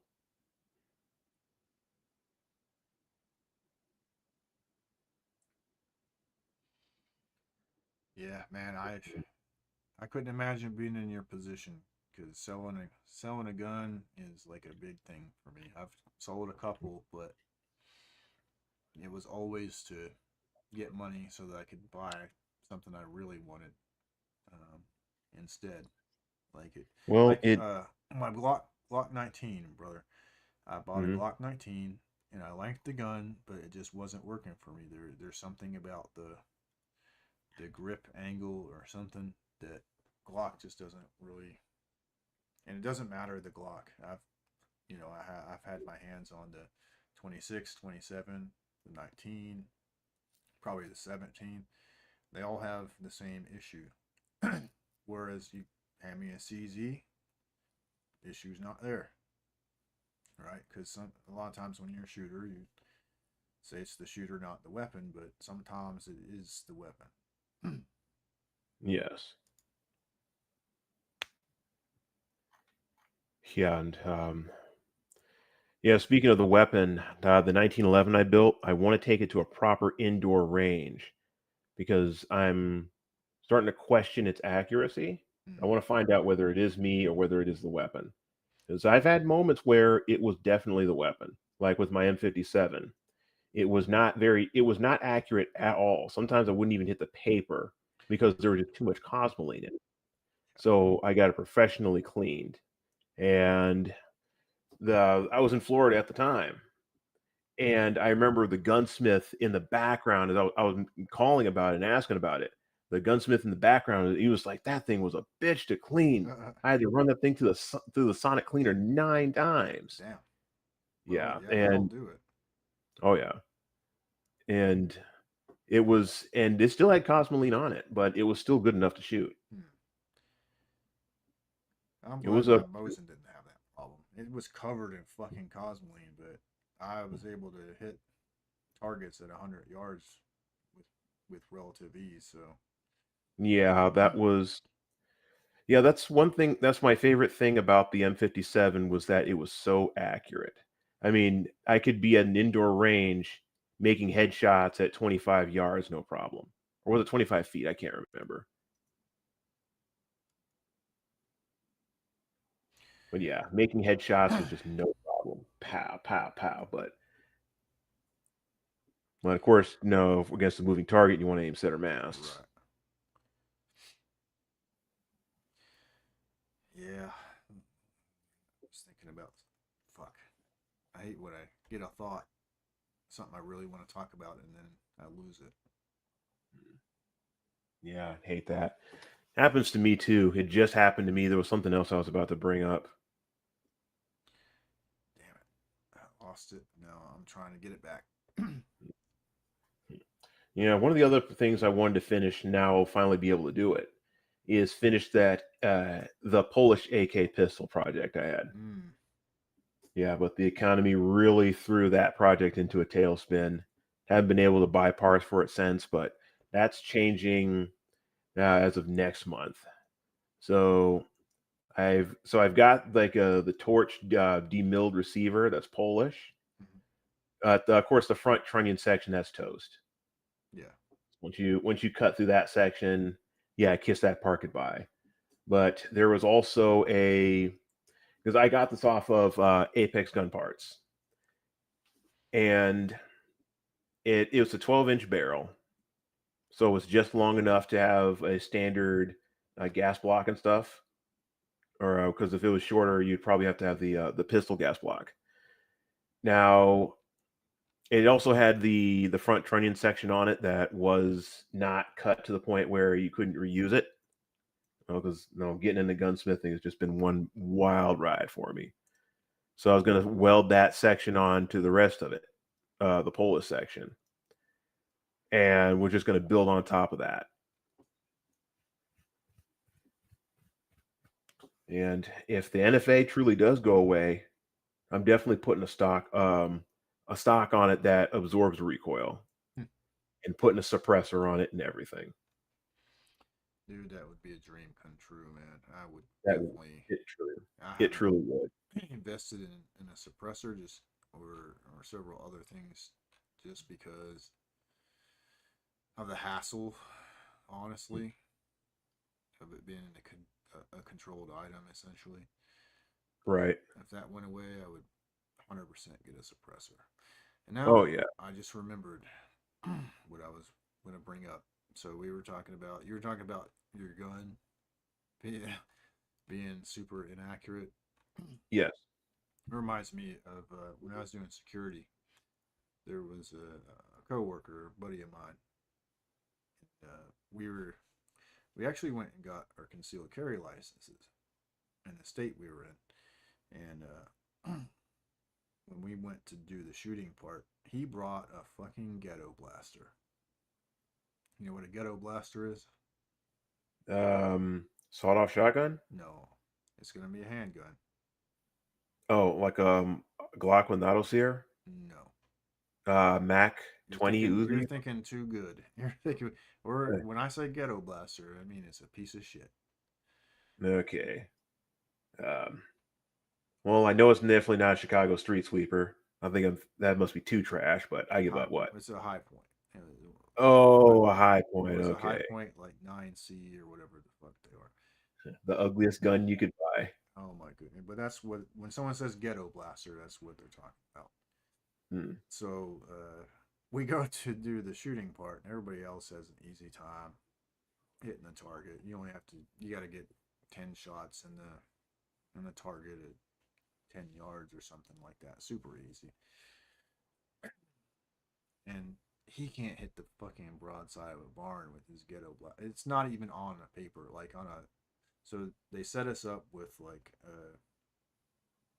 your typical bigger than a person, basically silhouette, and then they put a 12-inch diameter like target that shows the colors if you hit. Make sure you're hitting it. And he wasn't even on the paper with the ghetto blaster at 10 fucking yards.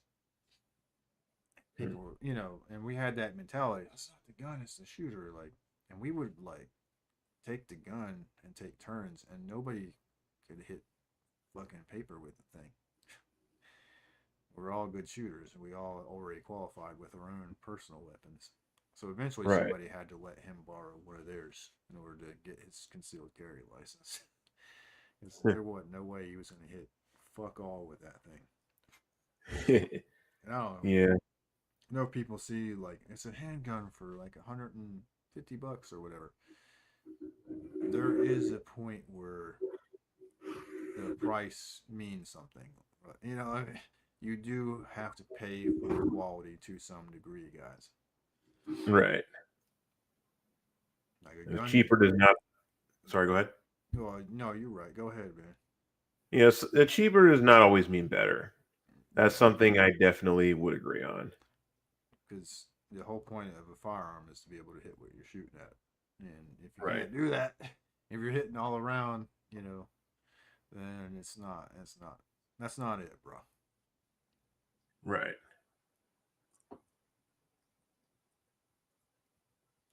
But I definitely have no regrets about that M57. I just wish I could get it back. I mean, I probably can, but that's if it's still there. Yeah, that's a if, bro. I hope that Yeah. I hope that you can, but if it's been that Yeah. long, it's probably gone, bro.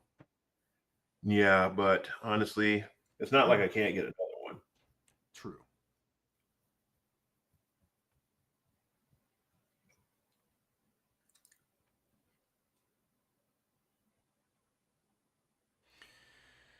But well, I think we're gonna. It's almost 4 hours since I did this stream. That's like almost double what I usually. I mean, I think with APOC we did like a 6 hour one, and I was dying. Oh yeah. I reached the point where I was like dead, and APOC was talking, and maybe somebody else was talking, and that was the end. But yeah, I think I'm gonna call it, man. Thank you for coming on, and thank you GLM for being here when you were here. Yeah. It Yeah, was thanks for having me. pretty fun, man. We'll have to do this again at some point. I don't know when. Can't no promises, but I'll definitely stream again. Oh yeah. But I don't know when. Well, Well, any closing thoughts before we go? yeah. FJB. And what does that mean? Fuck Joe Biden. Oh yeah. Sorry. And every pedophile that supports him. Agreed. But all right, guys. With that said, we're going to call it a stream. Again, thank you all for being here. Thanks for the likes. Thanks for the chats. And we'll catch you in the next one. All right. Peace. See ya.